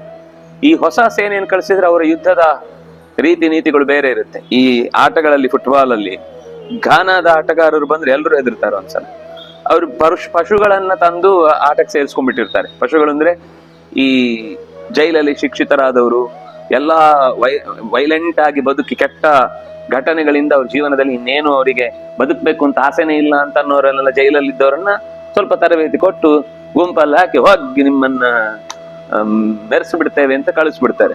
ಅವ್ರ ಹತ್ರ ಆಟ ಆಡುದು ಬಹಳ ಕಷ್ಟ. ಅಂತದ್ದೇ ಒಂದ್ ಕೆಲವರು ಇರ್ತಾರೆ. ಹಾಗೆ ಈ ಭೀಮಸೇನನನ್ನು ಯುದ್ಧ ಮಾಡ್ಲಿಕ್ಕೆ ಕರೆಕ್ಟ್ ಆಗಿ ಪೊಸಿಷನ್ ಅಲ್ಲಿ ನಿಂತು ಬಾಣ ಹೊಡೆಯುವುದು, ಗದೆ ಹಿಡಿಯುವುದು ಇದೆಲ್ಲ ನಿಂದ್ರೆ ಅವನು 1 ನಿಮಿಷದಲ್ಲಿ ಅವರನ್ನೆಲ್ಲ ಅಲ್ಲಾಡಿಸಿ ಬಿಡ್ತಾನೆ. ಆದ್ರೆ ಇವರು ನಿಷಾದಿಗಳು, ಕಾಡಿನಲ್ಲಿ ಓಡಾಡುವವರು, ಅಷ್ಟು ಸುಲಭದಲ್ಲಿ ಯಾರ ಬಲೆಗೂ ಸಿಕ್ಕೋರಲ್ಲ. ಅವ್ರು ಚೆನ್ನಾಗಿ ಪರಿಣಿತರಾದವರು. ಅಂತಹ ನೈಷಾದಿಗಳೆಲ್ಲ ಒಟ್ಟಾಗಿ ಭೀಮಸೇನನ ಮೇಲೆ ಯುದ್ಧಕ್ಕೆ ಬಂದಿದ್ದಾರೆ. ಕೇತುಮಾನ್ ಅನ್ನುವ ಮತ್ತು ಶ್ರುತಾಯು ಅನ್ನುವ ಇಬ್ಬರ ನಾಯಕತ್ವದಲ್ಲಿ. ಎಷ್ಟಿತ್ತು ಅಂದ್ರೆ ಸಾವಿರಾರು ರಥಗಳು, 10,000ಕ್ಕಿಂತ ಹೆಚ್ಚಿನ ಗಜ ಸೈನ್ಯ. ಆನೆನೆ 10,000 ಮೇಲಿತ್ತು. ಅಷ್ಟು ಸೈನ್ಯ ಒಟ್ಟಿಗೆ ನಿಷಾದ ವೀರರೊಟ್ಟಿಗೆ ಸೇರಿಕೊಂಡು ಭೀಮಸೇನ ನಿಂತ ಜಾಗದಲ್ಲಿ ಅವನಿಗೆ ಮಿಸುಕಾಡ್ಲಿಕ್ಕೂ ಅವಕಾಶ ಕೊಡದ ಹಾಗೆ 4 ದಿಕ್ಕಿನಿಂದ ಆವರಿಸಿ ಬಿಟ್ರು. ಏನು ಅಂದ್ರೆ ಹೊಡೆಯುವುದಲ್ಲ, ನುಗ್ಗಿ ಮುಚ್ಚಿಬಿಟ್ರೆ ಅವನಲ್ಲೇ ಅಪ್ಪಚ್ಚಿಯಾಗಿ ಹೋಗ್ತಾನೆ ಅಂತ ಅವಕಾಶನೇ ಕೊಡೋದು. ಭೀಮಸೇನ ಅಂದ್ರೆ ಯಾರು? ದುರ್ಯೋಧನ ಇದನ್ನು ಯೋಚನೆ ಮಾಡಿಯೇ ಪ್ಲಾನ್ ಮಾಡಿಯೇ ಕಳಿಸಿದ್ದು. ನಿಮ್ಮ ಗುರಿ ಒಂದೇ, ನಿಮ್ಗೆ ಏನ್ ಬೇಕಾದ್ರೂ ಕೊಡ್ತೇನೆ ನಿಮ್ಮ ರಾಜ್ಯಕ್ಕೆ ವಾಪಸ್ ನಾಳೆಯಿಂದ ಗ್ಯಾರಂಟಿಗಳನ್ನ. ನೀವು ಈಗ ನನಗೆ ಗ್ಯಾರಂಟಿ ಮಾಡ್ಬೇಕಾದ್ದೇನು ಅಂದ್ರೆ ಭೀಮನನ್ನ ಮುಗಿಸ್ಬಿಡ್ಬೇಕು. ಅದೇ ನಿಮ್ಮ ದೊಡ್ಡ ಕೆಲಸ. ಅದಕ್ಕೋಸ್ಕರ 10,000 ಆನೆಗಳಿಂದ ಕೂಡಿದ ಸೈನ್ಯವನ್ನೇ ಕಳುಹಿಸಿದ್ದಾನೆ. ಅಷ್ಟರಲ್ಲಿ ಭೀಮಸೇನನಿಗೆ ಸಹಾಯಕ್ಕೆ ತಕ್ಷಣವೇ ಚೇದಿ ರಾಜ ಅಂದ್ರೆ ದೃಷ್ಟಕೇತು, ಮತ್ಸ್ಯ ದೇಶದ ಯಾರು ವಿರಾಟ, ಆ ಕಡೆಯಿಂದ ಕರುಷರು ಇತ್ಯಾದಿ ಅನೇಕ ಸೈನಿಕರು ಸೇನಾಧಿಪತಿಗಳನ್ನು ಮುಂದಿಕ್ಕಿಕೊಂಡು ನಿಷಾದರ ಸೇನೆಯನ್ನ ಅಂದ್ರೆ ಆನೆಯ ಸೇನೆ ಬಿಟ್ಟು ಉಳಿದ ಸೇನೆಯನ್ನ ಅವರು ಎದುರಿಸಿದ್ರು. ಆಮೇಲೆ ಮಾತ್ರ ಆಶ್ಚರ್ಯದ ಮೇಲೆ ಒಂದು ದೊಡ್ಡ ಆಶ್ಚರ್ಯ ನಡೆಯಿತಂತೆ. ಯಾಕೆಂದ್ರೆ ಹೋರಾಡ್ತಾ ಇದ್ದವರಿಗೆ ಈ ಮೈ ಮೇಲೆ ನೆತ್ತರ ಆದ್ಮೇಲೆ ಅವರ ಸೇನೆಯ ಲಕ್ಷಣ ಏನು, ಇವರ ಸೇನೆಯ ಲಕ್ಷಣ ಏನು ಅಂತಾನೆ ಗೊತ್ತಾಗ್ತಾ ಇರ್ಲಿಲ್ಲ ಅಂತ. ಅಷ್ಟು ವೀರಾವೇಶದಿಂದ ಹೋರಾಡಿ ಬಿಟ್ಟಿದ್ದಾರೆ. ಅವ್ರವ್ರ ಪಕ್ಷದವರನ್ನೇ ಅವ್ರವ್ರು ಹೊಡೆದು ಬಿಡ್ತಿದಾರಂತೆ. ಕೆಲವರು ಗೊತ್ತಾಗ್ತಾ ಇಲ್ಲ ಯಾರ ಕಡೆಯವರು ನಿಂತು ನಾವು ಹೋರಾಡ್ತಾ ಇದ್ದೇವೆ ಅಂತ. ಎದುರುಗಡೆ ಯಾರು ಸಿಕ್ಕಿದ್ನೋ ನನ್ನ ಚುಚ್ಚಿ ತೆಗೆಯುದು, ನಾನು ಒಟ್ಟು ಮುಂದೆ ಹೋಗ್ಬೇಕು, ಅಡ್ಡ ಬಂದವರನ್ನು ಸೀಳ್ಕೊಂಡು ಮುಂದೆ ಹೋಗುದು. ಈ ರೀತಿ ಘೋರವಾದ ಯುದ್ಧ ನಡೆಯಿತು. ಭೀಮಸೇನ ತನ್ನ ಮೇಲೆ ಮುಗಿಬಿದ್ದ ಆನೆಗಳನ್ನೇ ಎತ್ತಿಕೊಂಡು ಇನ್ನೊಂದು ಆನೆ ಮೇಲೆ ಎಸ್ತು. ಅಷ್ಟೊತ್ತಿಗೆ ಇನ್ನಷ್ಟು ಆನೆಗಳು ಹೆದರಿ ಬಿಡ್ತಾರೆ. ಅವು ಹೆದರಿ ಹಿಂದಕ್ಕೆ ಹೋದಾಗ ಅಡಿಯಲ್ಲಿದ್ದ ಇನ್ನಷ್ಟು ಸೇನೆ ತಾವಾಗಿ ಪುಡಿ ಆಗಿಬಿಡ್ತಿತ್ತು. ಅವು ಹೆದರಿ ದಿಕ್ಕು ತಪ್ಪಿದ್ರೆ ಮತ್ತೆ ಅವುಗಳನ್ನು ಕಂಟ್ರೋಲ್ ಮಾಡ್ಲಿಕ್ಕೆ ಆಗಲ್ಲ. ಭೀಮಸೇನ ಒಬ್ಬನೇ ರಕ್ತಸಿಕ್ತವಾದ ಮೈಯವನಾಗಿ ಕಳಿಂಗ ಸೇನೆಯ ಮೇಲೆ ತೀವ್ರವಾದ ಯುದ್ಧಕ್ಕೆ ಈಡಾದ. ರಥದ ಘೋಷ ಸಮುದ್ರದ ಘೋಷದಂತೆ ಎಲ್ಲಾ ರಥಗಳು ಒಂದಕ್ಕೊಂದು ಡಿಕ್ಕಿ ಹೊಡೆದು ಪರಸ್ಪರ ವ್ಯಕ್ತಿಗಳನ್ನೇ ಹೊಡೆದು ಬಿಡ್ತಿದ್ದ. ಅವ್ರು ಯುದ್ಧ ಮಾಡ್ಲಿಕ್ಕೆ ಅಂತ ಇಬ್ರು ಹೊಡಿಲಿಕ್ಕೆ ಬಂದ್ರೆ ಇಬ್ರು ಹಿಡಿದು ಹೀಗೆ ಹೊಡೆದು ಈ ಸೊಳ್ಳೆಗಳನ್ನ ಪಟ್ ಅಂತ ಹೊಡೆದಾಕ್ತಾರಲ್ಲ ಹಂಗೆ ಹೊಡೆದು ಹಾಕ್ಬಿಡ್ತಿದ್ದ. ಹೀಗೆ ಸ್ವಪಕ್ಷದವರು ಶತ್ರು ಪಕ್ಷದವರು ಅಂತ ಗೊತ್ತಾಗದೆ ಎಷ್ಟೋ ಜನ ಸತ್ರು. ಕೊನೆಗೆ ಚೇದಿಗಳು ಕಳಿಂಗರ ಜೊತೆಗೆ ತೀವ್ರವಾದ ಯುದ್ಧವನ್ನ ಮಾಡಿದಾಗ ತಮ್ಮ ಶಕ್ತಿಯನುಸಾರ ಪೌರುಷವನ್ನ ತೋರಿಸಿದ್ರು ಕೂಡ ಸ್ವಲ್ಪ ಹೊತ್ತಾದ್ಮೇಲೆ ಸಾಕಾಯ್ತು ಅವರಿಗೆ. ಚೇದಿ ಕರುಷ ದೇಶದವರಿಗೆ ಹಿಂದೆ ಸರಿದ್ರು. ಇನ್ನಾಗಲ್ಲಪ್ಪ, ಇನ್ನು ಎಷ್ಟೊತ್ತು ಯುದ್ಧ ಮಾಡೋದು. ಈ ನಿಷಾದರು ಸಾಮಾನ್ಯರಲ್ಲ, ಅವರು ಬಹಳ ಚುರುಕುತನದಿಂದ ಯುದ್ಧ ಮಾಡೋರು. ಅವ್ರು ಹಿಂದೆ ಸರಿದ್ರೆ ಆಗ ಕಳಿಂಗರಿಗೆ ಮತ್ತೆ ಉತ್ಸಾಹ ಜಾಸ್ತಿ ಆಯ್ತು. ಓ, ಇನ್ನು ಭೀಮಸೇನ ನಮ್ಮ ಕೈಗೆ ಸಿಕ್ಕಾಗಿದ್ದಾನೆ, ಅವ್ರಿಬ್ರು ಓಡೋದ್ರು ಅಂದ್ರೆ ಇನ್ನು ನಮ್ಮ ಕೈಗೆ ಸಿಕ್ಕಿದ ಅಂತ ಮತ್ತು ಮಹೋತ್ಸಾಹದಿಂದ ಎಲ್ಲರೂ ಸೇರಿ ಒಟ್ಟಿಗೆ ಬಾಣದ ಮಳೆಯನ್ನ ಭೀಮನ ಮೇಲೆ ಸರಿಸಿದ್ರೆ ಮಧ್ಯದಲ್ಲಿ ನಿಂತವ ಚೂರು ಕದಲ್ಲೇ ಇಲ್ಲ. ಅಷ್ಟಕ್ಕೂ ಪ್ರತಿಯಾಗಿ ತಾನೇ ಅದು ಬಾಣ ಹೀಗೆ ಮೈ ಮೇಲೆ ಬರುವ ಮುಂಚೆನೆ ಅವನೇ ಹಾರಿ ಬಾಣ ತಗೊಂಡು ವಾಪಸ್ ಎಸ್ತು ಬಿಡ್ತಿದ್ದ. ತನ್ನ ಮೇಲೆ ಎರಗಿ ಬರ್ತಾ ಇರುವ ಬಾಣಗಳನ್ನ ಎಲ್ಲ ಒಂದ್ಸರ್ತಿ ಹೀಗೆ ಗೋರಿ ಎಷ್ಟು ಕೆಳಕ್ಕೆ ನೆಗೀತಾ ಇದ್ದ. ಇವರು ಬಾಣ ಬಿಟ್ಟಿದ್ದೇವೆ ಅಂತ ಕಾಯ್ತಾ ಕೂತ್ರೆ ವಾಪಸ್ ಬರ್ತಿದೆ. ನಾವು ಕಳಿಸಿದ್ದಲ್ಲ, ಇದು ವಾಪಸ್ ಹೆಂಗ್ ಬಂತು ಅಂತ ಯೋಚನೆ ಮಾಡೋಷ್ಟ್ರಲ್ಲಿ ಕೈ ಮೂಗು ಬಾ ಎಲ್ಲ ಒಂದೊಂದ್ ಕಡೆ ತೂತು ಸಿಕ್ಕಾಕೊಂಡು, ಅಯ್ಯೋ ಇದು ನಮ್ದೇ ಬಾಣ ವಾಪಸ್ ನಮ್ಗೆ ಬಂದು ಚುಚ್ಚುತ್ತಾ ಇದೆ, ಈ ಬಾಣಕ್ಕೇನು ಬುದ್ಧಿ ಇದೆಯಾ ಅಥವಾ ಯಾರಾದ್ರೂ ಬುದ್ಧಿ ಹೇಳಿದ್ ಕೇಳಿ ನಮ್ಗೆ ವಿರುದ್ಧ ನಿಲ್ಲುತ್ತಾ ಅಂತೆಲ್ಲ ತಲೆ ಕೆಟ್ಟೋಯ್ತು. ಆದ್ರೆ ಭೀಮಸೇನ ಮಧ್ಯದಲ್ಲಿ ನಿಂತವ ಮಾತ್ರ ತಾನು ತೀವ್ರವಾಗಿ ಎದುರಾಳಿಗಳ ಮೇಲೆ ತನ್ನ ಪ್ರತಿಯಾದ ಬಾಣ ಪ್ರಯೋಗವನ್ನು ಮಾಡಿದ. ಅದರಲ್ಲಿ ಒಬ್ಬ ಶಕ್ರದೇವ ಅಂತಿದ್ದ, ಅವನು ಈ ಕಳಿಂಗ ದೇಶದ ರಾಜನ ಮಗ. ಅವನು ಭೀಮಸೇನನನ್ನ ಹೊಡಿಲಿಕ್ಕೆ ಅಂತ ಬಂದ್ರೆ ದೊಡ್ಡ ಪಲ್ಲೆ, ಈ ನಮ್ಮಲ್ಲಿ ಹಲಸಿನ ಹಣ್ಣು ಅದ್ರಲ್ಲಿ ಒಂದು ತುಳುವೆ ಅಂತ ಬರುತ್ತೆ. ತುಳುವೆ ಅಂತಂದ್ರೆ ಅದು ತುಂಬಾ ಸಡಿಲ ಇರುತ್ತೆ, ಅದರಲ್ಲಿ ಗಚ್ಚ ಅಂತ ಕೂತ್ಕೊಳ್ಳೋದಿಲ್ಲ. ಅದನ್ನ ನೀವು ಜೋರಾಗಿ ಹೇಳಿದ್ರೆ ಮಧ್ಯದಲ್ಲಿ ಒಂದಿಷ್ಟು ಉದ್ದದ್ದು ಒಂದು ತುಂಡು ಬರುತ್ತೆ, ಅದು ತೂತ್ ತೂತ್ ಅಂದ್ರೆ ಚೂಪ್ ಚೂಪ್ ಚೂಪ್ ಚೂಪ್ ಚೂಪ್ ಇರುತ್ತೆ. ಮಧ್ಯದಲ್ಲಿ ಒಂದು ರಾಡ್ ತರ ಇರುತ್ತೆ, ಗುಂಡಕ್ಕಿರುತ್ತೆ, ಅದನ್ನ ಭಲ್ಲ ಅಂತ ಕರೀತಾರೆ. ಆ ತರದ್ದು ಅದು ದೊಡ್ಡದಿರುತ್ತೆ, ಕಬ್ಬಿಣದ್ದು, ಅದಕ್ಕೆ ಚೂಪ್ ಚೂಪ್ ಚೂಪ್ ಇರುತ್ತೆ. ಅದರಿಂದ ತೆಗೆದು ಭೀಮಸೇನನ ಹೊಡಿಲಿಕ್ಕೆ ಬಂದ್ರೆ ತೆಗೆದು ವಾಪಸ್ ಅವನ ತಲೆಗೆ ಹೊಡಿತಾನೆ. ಹೊಡೆದ್ರೆ ಅವನು ಒಂದೇ ಕ್ಷಣಕ್ಕೆ ಶಕ್ರದೇವ ಪ್ರಾಣ ಬಿಡುತ್ತಾನೆ. ಭೀಮಸೇನನ ರಥವೆಲ್ಲ ಪುಡಿ ಮಾಡ್ತಾನೆ, ಯುದ್ಧ ಸುಮಾರು ಹೊತ್ತು ಮಾಡ್ತಾನೆ. ಕೊನೆಗೆ ಆ ಪೆಟ್ಟು ತಿಂದ ಶಕ್ರದೇವ ಕಳಿಂಗಾಧಿಪತಿಯ ಮುಂದೆಯೇ ಹತನಾಗಿ ತಲೆ ಬೇರೆಯಾಗಿ ಬಿದ್ದೋಗ್ತಾನೆ.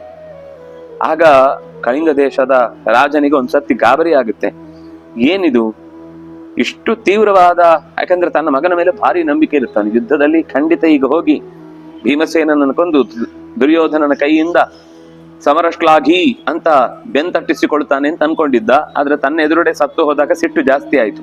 ಜಾಸ್ತಿಯಾಗಿ ಇನ್ನಷ್ಟು ಹೆಚ್ಚಿನ ಸೇನೆಯನ್ನ ಭೀಮನ ಮೇಲೆ ಪ್ರಯೋಗ ಮಾಡ್ಲಿಕ್ಕೋಸ್ಕರ ಆದೇಶ ಮಾಡಿದ. ಕತ್ತಿಯನ್ನು ಹಿಡಿದುಕೊಂಡು ಭೀಮಸೇನ ಅನೇಕ ರೀತಿಯ ಅವನ ಯುದ್ಧದಲ್ಲಿ ಅವನು ಎಲ್ಲಿ ನಿಲ್ತಾನೆ, ಎಲ್ಲಿ ಹೊಡಿತಾನೆ, ಎಲ್ಲಿ ಹಾರ್ತಾನೆ ಅಂತಾನೆ ಗೊತ್ತಾಗ್ತಿರ್ಲಿಲ್ಲ ಅಂತೆ. ಈಗ ಪಾಸ್ ಆಗಿದ್ ಮಾತ್ರ ಕಾಣಿಸ್ತಿತ್ತು ಎಲ್ಲ ಕಡೆ. ಪಾಸ್ ಆಗಿ ಹೋದ್ಮೇಲೆ ಎಲ್ಲ ತಲೆ ತಿರುಗಿ ಬಿದ್ದವ್ರ ತರ ಎಲ್ಲ ಅಲ್ಲಲ್ಲೇ ಬಿದ್ದಿರ್ತಿದ್ರು. ಬಿದ್ದ ಮೇಲೆ ನೆತ್ತರ ಹರಿವಾಗ ಗೊತ್ತಾಯ್ತು ಎಲ್ಲೋ ಗಾಯ ಆಗಿ ತೂತಾಗಿ ಕತ್ತರಿಸಿಕೊಂಡು ಬಿದ್ದಿದ್ದಾರೆ ಅಂತ. ಹೀಗೆ ಮಹಾವೇಗದಿಂದ ಏಕಕಾಲದಲ್ಲಿ ಅನೇಕ ತರದ ಆಯುಧಗಳನ್ನ ಭೀಮಸೇನ ಒಟ್ಟೊಟ್ಟಿಗೆ ಪ್ರಯೋಗ ಮಾಡಿ ಕತ್ತಿಯಿಂದ ಎಲ್ಲವನ್ನು ಚಂಡಾಡಿ, ಅದರಲ್ಲಿ ಮತ್ತೊಬ್ಬ ಭಾನುಮಂತ ಅಂತಿದ್ದ, ಅವನನ್ನು ಕೂಡ ಭೀಮಸೇನನ ಮುಂದೆ ಯುದ್ಧಕ್ಕೆ ನಿಂತಾಗ ಅವನು ಬಹಳ ವೀರ, ಕಳಿಂಗ ದೇಶದಲ್ಲೇ ಬೆಳೆದವನು. ಅವನು ಕೂಡ ಕಳಿಂಗ ಸೇನೆಯ ನೇತೃತ್ವವನ್ನು ವಹಿಸಿ ಭೀಮನ ಮೇಲೆ ಯುದ್ಧ ಮಾಡಿದರೆ ಭೀಮನ ಆ ಯುದ್ಧದ ತೀಕ್ಷ್ಣತೆ ವೇಗವನ್ನು ಕಂಡು ಇವನು ಮನುಷ್ಯ ಅಲ್ಲ ಅಂತ ನಿರ್ಧಾರ ಮಾಡಿದ್ರಂತ. ಮನುಷ್ಯ ಇಷ್ಟು ಫಾಸ್ಟ್ ಓಡ್ಲಿಕ್ಕೆ ಸಾಧ್ಯ ಇಲ್ಲ. ಮನುಷ್ಯ ಇಷ್ಟು ಪ್ರತಿಯಾಗಿ ನಾವು ಬಾಣ ಹೊಡೆಯುವ ಮುಂಚೆ ಮೂತಿಗೊಂದು ಹೊಡೆದೋಗ್ತಿದ್ದ.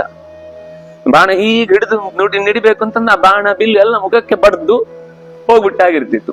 ಎಲ್ಲಿಂದ ಏನು ನೋಡೋಷ್ಟು ಇನ್ನು 15 ಜನ ಹೀಗೆ ಮೂಗು ಸೊಟ್ಟಾದವ್ರು ಕಾಣಿಸ್ತಾ ಇದ್ರು. ಎಲ್ಲಿದ್ದಾರೆ ಅಂತ ನೋಡೋಷ್ಟ್ರಲ್ಲಿ ಅವನ ಇಲ್ವೇ ಇಲ್ಲ. ಇನ್ನೊಂದು 4 ಜನಕ್ಕೂ ಅದು ಹೇಗೆ ಅಂದ್ರೆ ಎಲ್ಲರೂ ಮೂಗು ಸೊಟ್ಟಾಗೋದು ಮಾತ್ರ ಕಾಣಿಸ್ತದೆ. ಹೀಗೆ ಹೋದಲ್ಲೆಲ್ಲ ಭೀಮಸೇನ ಹೊಡೆದೋಗಿದ್ದಾನೆ ಅಂತ ಆಮೇಲೆ ಗೊತ್ತಾಗ್ತಿತ್ತು. ಹೀಗೆ ಅವನ ಮಹಾವೇಗವನ್ನ ಗಮನಿಸ್ಲಿಕ್ಕಾಗದೆ ಇವನು ಮನುಷ್ಯ ಅಲ್ಲ. ಕೊನೆಗೆ ಖಡ್ಗ ಹಸ್ತದಿಂದ ಕೂಡಿದವನಾಗಿ ಭೀಮಸೇನ ವೇಗದಿಂದ ಬಂದು ಎತ್ತರದ ಒಂದು ಆನೆಯ ಮೇಲೆ ಹಾರಿ ಕೂತ.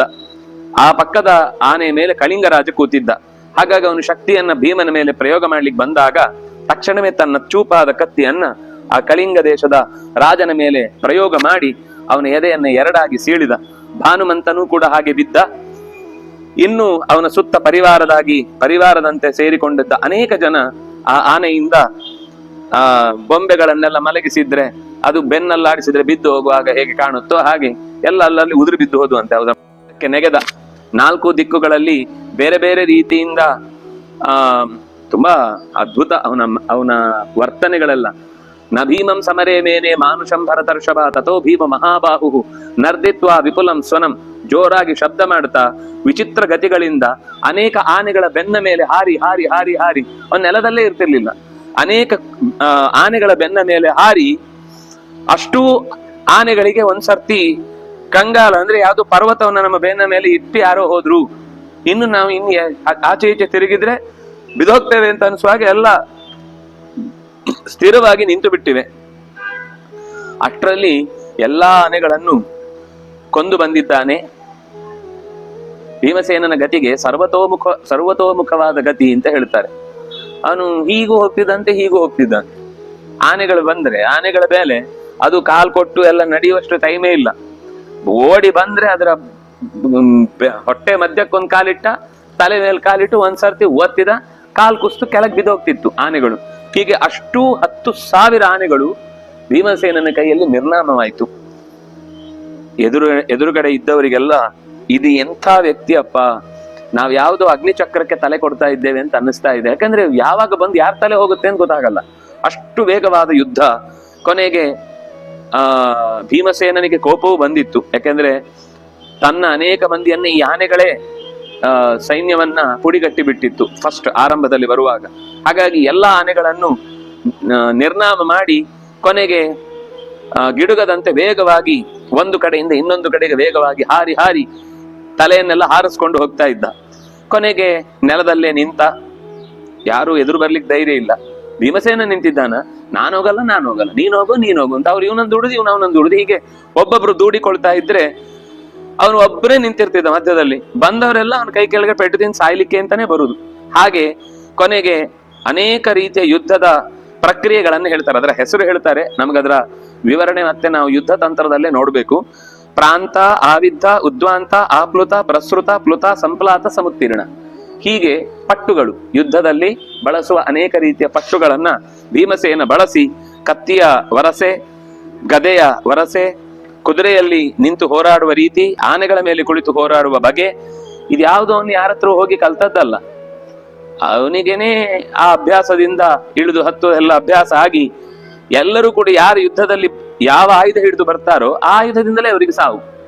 ಅವ್ರು ಬಾಣ ಹಿಡ್ಕೊಂಡು ಬಂದ್ರೆ ಬಾಣದಿಂದ ಹೊಡಿತಿದ್ದ, ಕತ್ತಿ ಹಿಡ್ಕೊಂಡ್ ಬಂದ್ರೆ ಕತ್ತಿಯಿಂದ ಹೊಡಿತಿದ್ದ, ಗದೆ ಹಿಡ್ಕೊಂಡ್ ಬಂದ್ರೆ ಗದೆಯಿಂದ ಹೊಡಿತಿದ್ದ. ಎಲ್ಲೂ ಕೂಡ ಅವನು ಕತ್ತಿ ಹಿಡ್ಕೊಂಡ್ ಬಂದ್ರೆ ಇವನು ದೂರದಲ್ಲಿ ನಿಂತು ಬಾಣದಿಂದ ಹೊಡೆದುಕೊಳ್ಳುವ ಪ್ರಶ್ನೆ ಇಲ್ಲ. ಅವ್ರು ಯಾವ ಆಯುಧದಿಂದ ಎದುರಿಸ್ತಾರೋ ಅವರನ್ನು ಅದೇ ಆಯುಧದಿಂದ ಕೊಲ್ತಾ ಇದ್ದ. ಹೀಗೆ ಎಷ್ಟೋ ಆನೆಗಳ ಸೊಂಡ್ಲು ಹರಿದೋಯ್ತು, ಕೆಲವುಗಳ ಕುಂಭಸ್ಥಳ ಬಿದ್ದೋಯ್ತು, ಕೆಲವುಗಳ ಹೊಟ್ಟೆ ಸೀಳಿ ನೆತ್ತರಿನ ಮಡುವಲ್ಲಿ ಬಿದ್ದಿದ್ದಾರೆ. ಮಾವಟಿಗರೆಲ್ಲ ಅಯ್ಯೋ ನಮ್ಗೆ ರಕ್ಷಣೆ ಎಲ್ಲಿ ಅಂತ ಅವರು ಬರೀ ನಡೆಸ್ಲಿಕ್ಕೆ ಎಂದು ಬಂದಿದ್ದಾರೆ. ಸತ್ತ ಆನೆ ಹೆಣದ ಮೇಲೆ ಕೂತು ಅಳ್ತಾ ಇದ್ದಾರೆ. ಯಾರು ಅವರನ್ನ ರಕ್ಷಿಸ್ಲಿಕ್ಕೂ ಅಲ್ಲಿ ಬರುವವರೇ ಇಲ್ಲ. ಅದರ ಮಧ್ಯದಲ್ಲಿ ಇನ್ನು ಉಳಿದವರೆಲ್ಲ ಪರಸ್ಪರ ಅರಚಿಕೊಂಡು ಕೂಗ್ತಾ ಇದ್ರೆ ಇನ್ನು ಕೆಲವು ಆನೆಗಳು ಮಾವುತರ ಮೇಲೆ ಕಾಲಿಟ್ಟುಕೊಂಡು ಅವರೇ ಆ ಆನೆಗಳೇ ಉಳಿದ ಆನೆಗಳೇ ಭಯದಿಂದ ಎಲ್ಲರನ್ನು ಕೊಂದುಕೊಂಡು ಹೋಗ್ತಾ ಇತ್ತು. ಅದರ ಜೊತೆಗೆ ಆ ಆನೆಗಳಿಗೆ ಹಾಕಿದ್ದ ಕಂಠಾಭರಣ, ಅದರ ಬೇರೆ ಬೇರೆ ತರದ ಏನು ಮೈಗೆ ಅದನ್ನು ಮೇಲೆ ಹಾಕ್ತಾರಲ್ಲ ಬೆನ್ನಿಗೆ, ಅಂಬಾರಿಯ ಬೇರೆ ಬೇರೆ ಆ ಬಂಗಾರದ್ದು ಅದರ ಕಸೂತಿಗಳಿವೆ ಅಲ್ಲ, ಅದೆಲ್ಲ ಕೆಂಪು ಬಣ್ಣದ್ದಾಗಿ ಏನು ಈ ಬಣ್ಣದ ಲೋಹವೊಂದರಿಂದ ಅಂಬಾರಿಗಳನ್ನು ಮಾಡ್ತಾರೋ ಅಷ್ಟು ರಾಶಿ ಬಿದ್ದಿದೆ ಎಲ್ಲಾ ಕಡೆ ಅಂಬಾರಿಗಳ ರಾಶಿ. ಅದರ ಮೇಲೆ ಪೂರ್ತಿ ನೆತ್ತರು ತೊಯ್ದು ಅದು ಬೇರೆ ಬಣ್ಣಕ್ಕೆ ಬಂದು ನಿಂತು ಬಿಟ್ಟಿದೆ.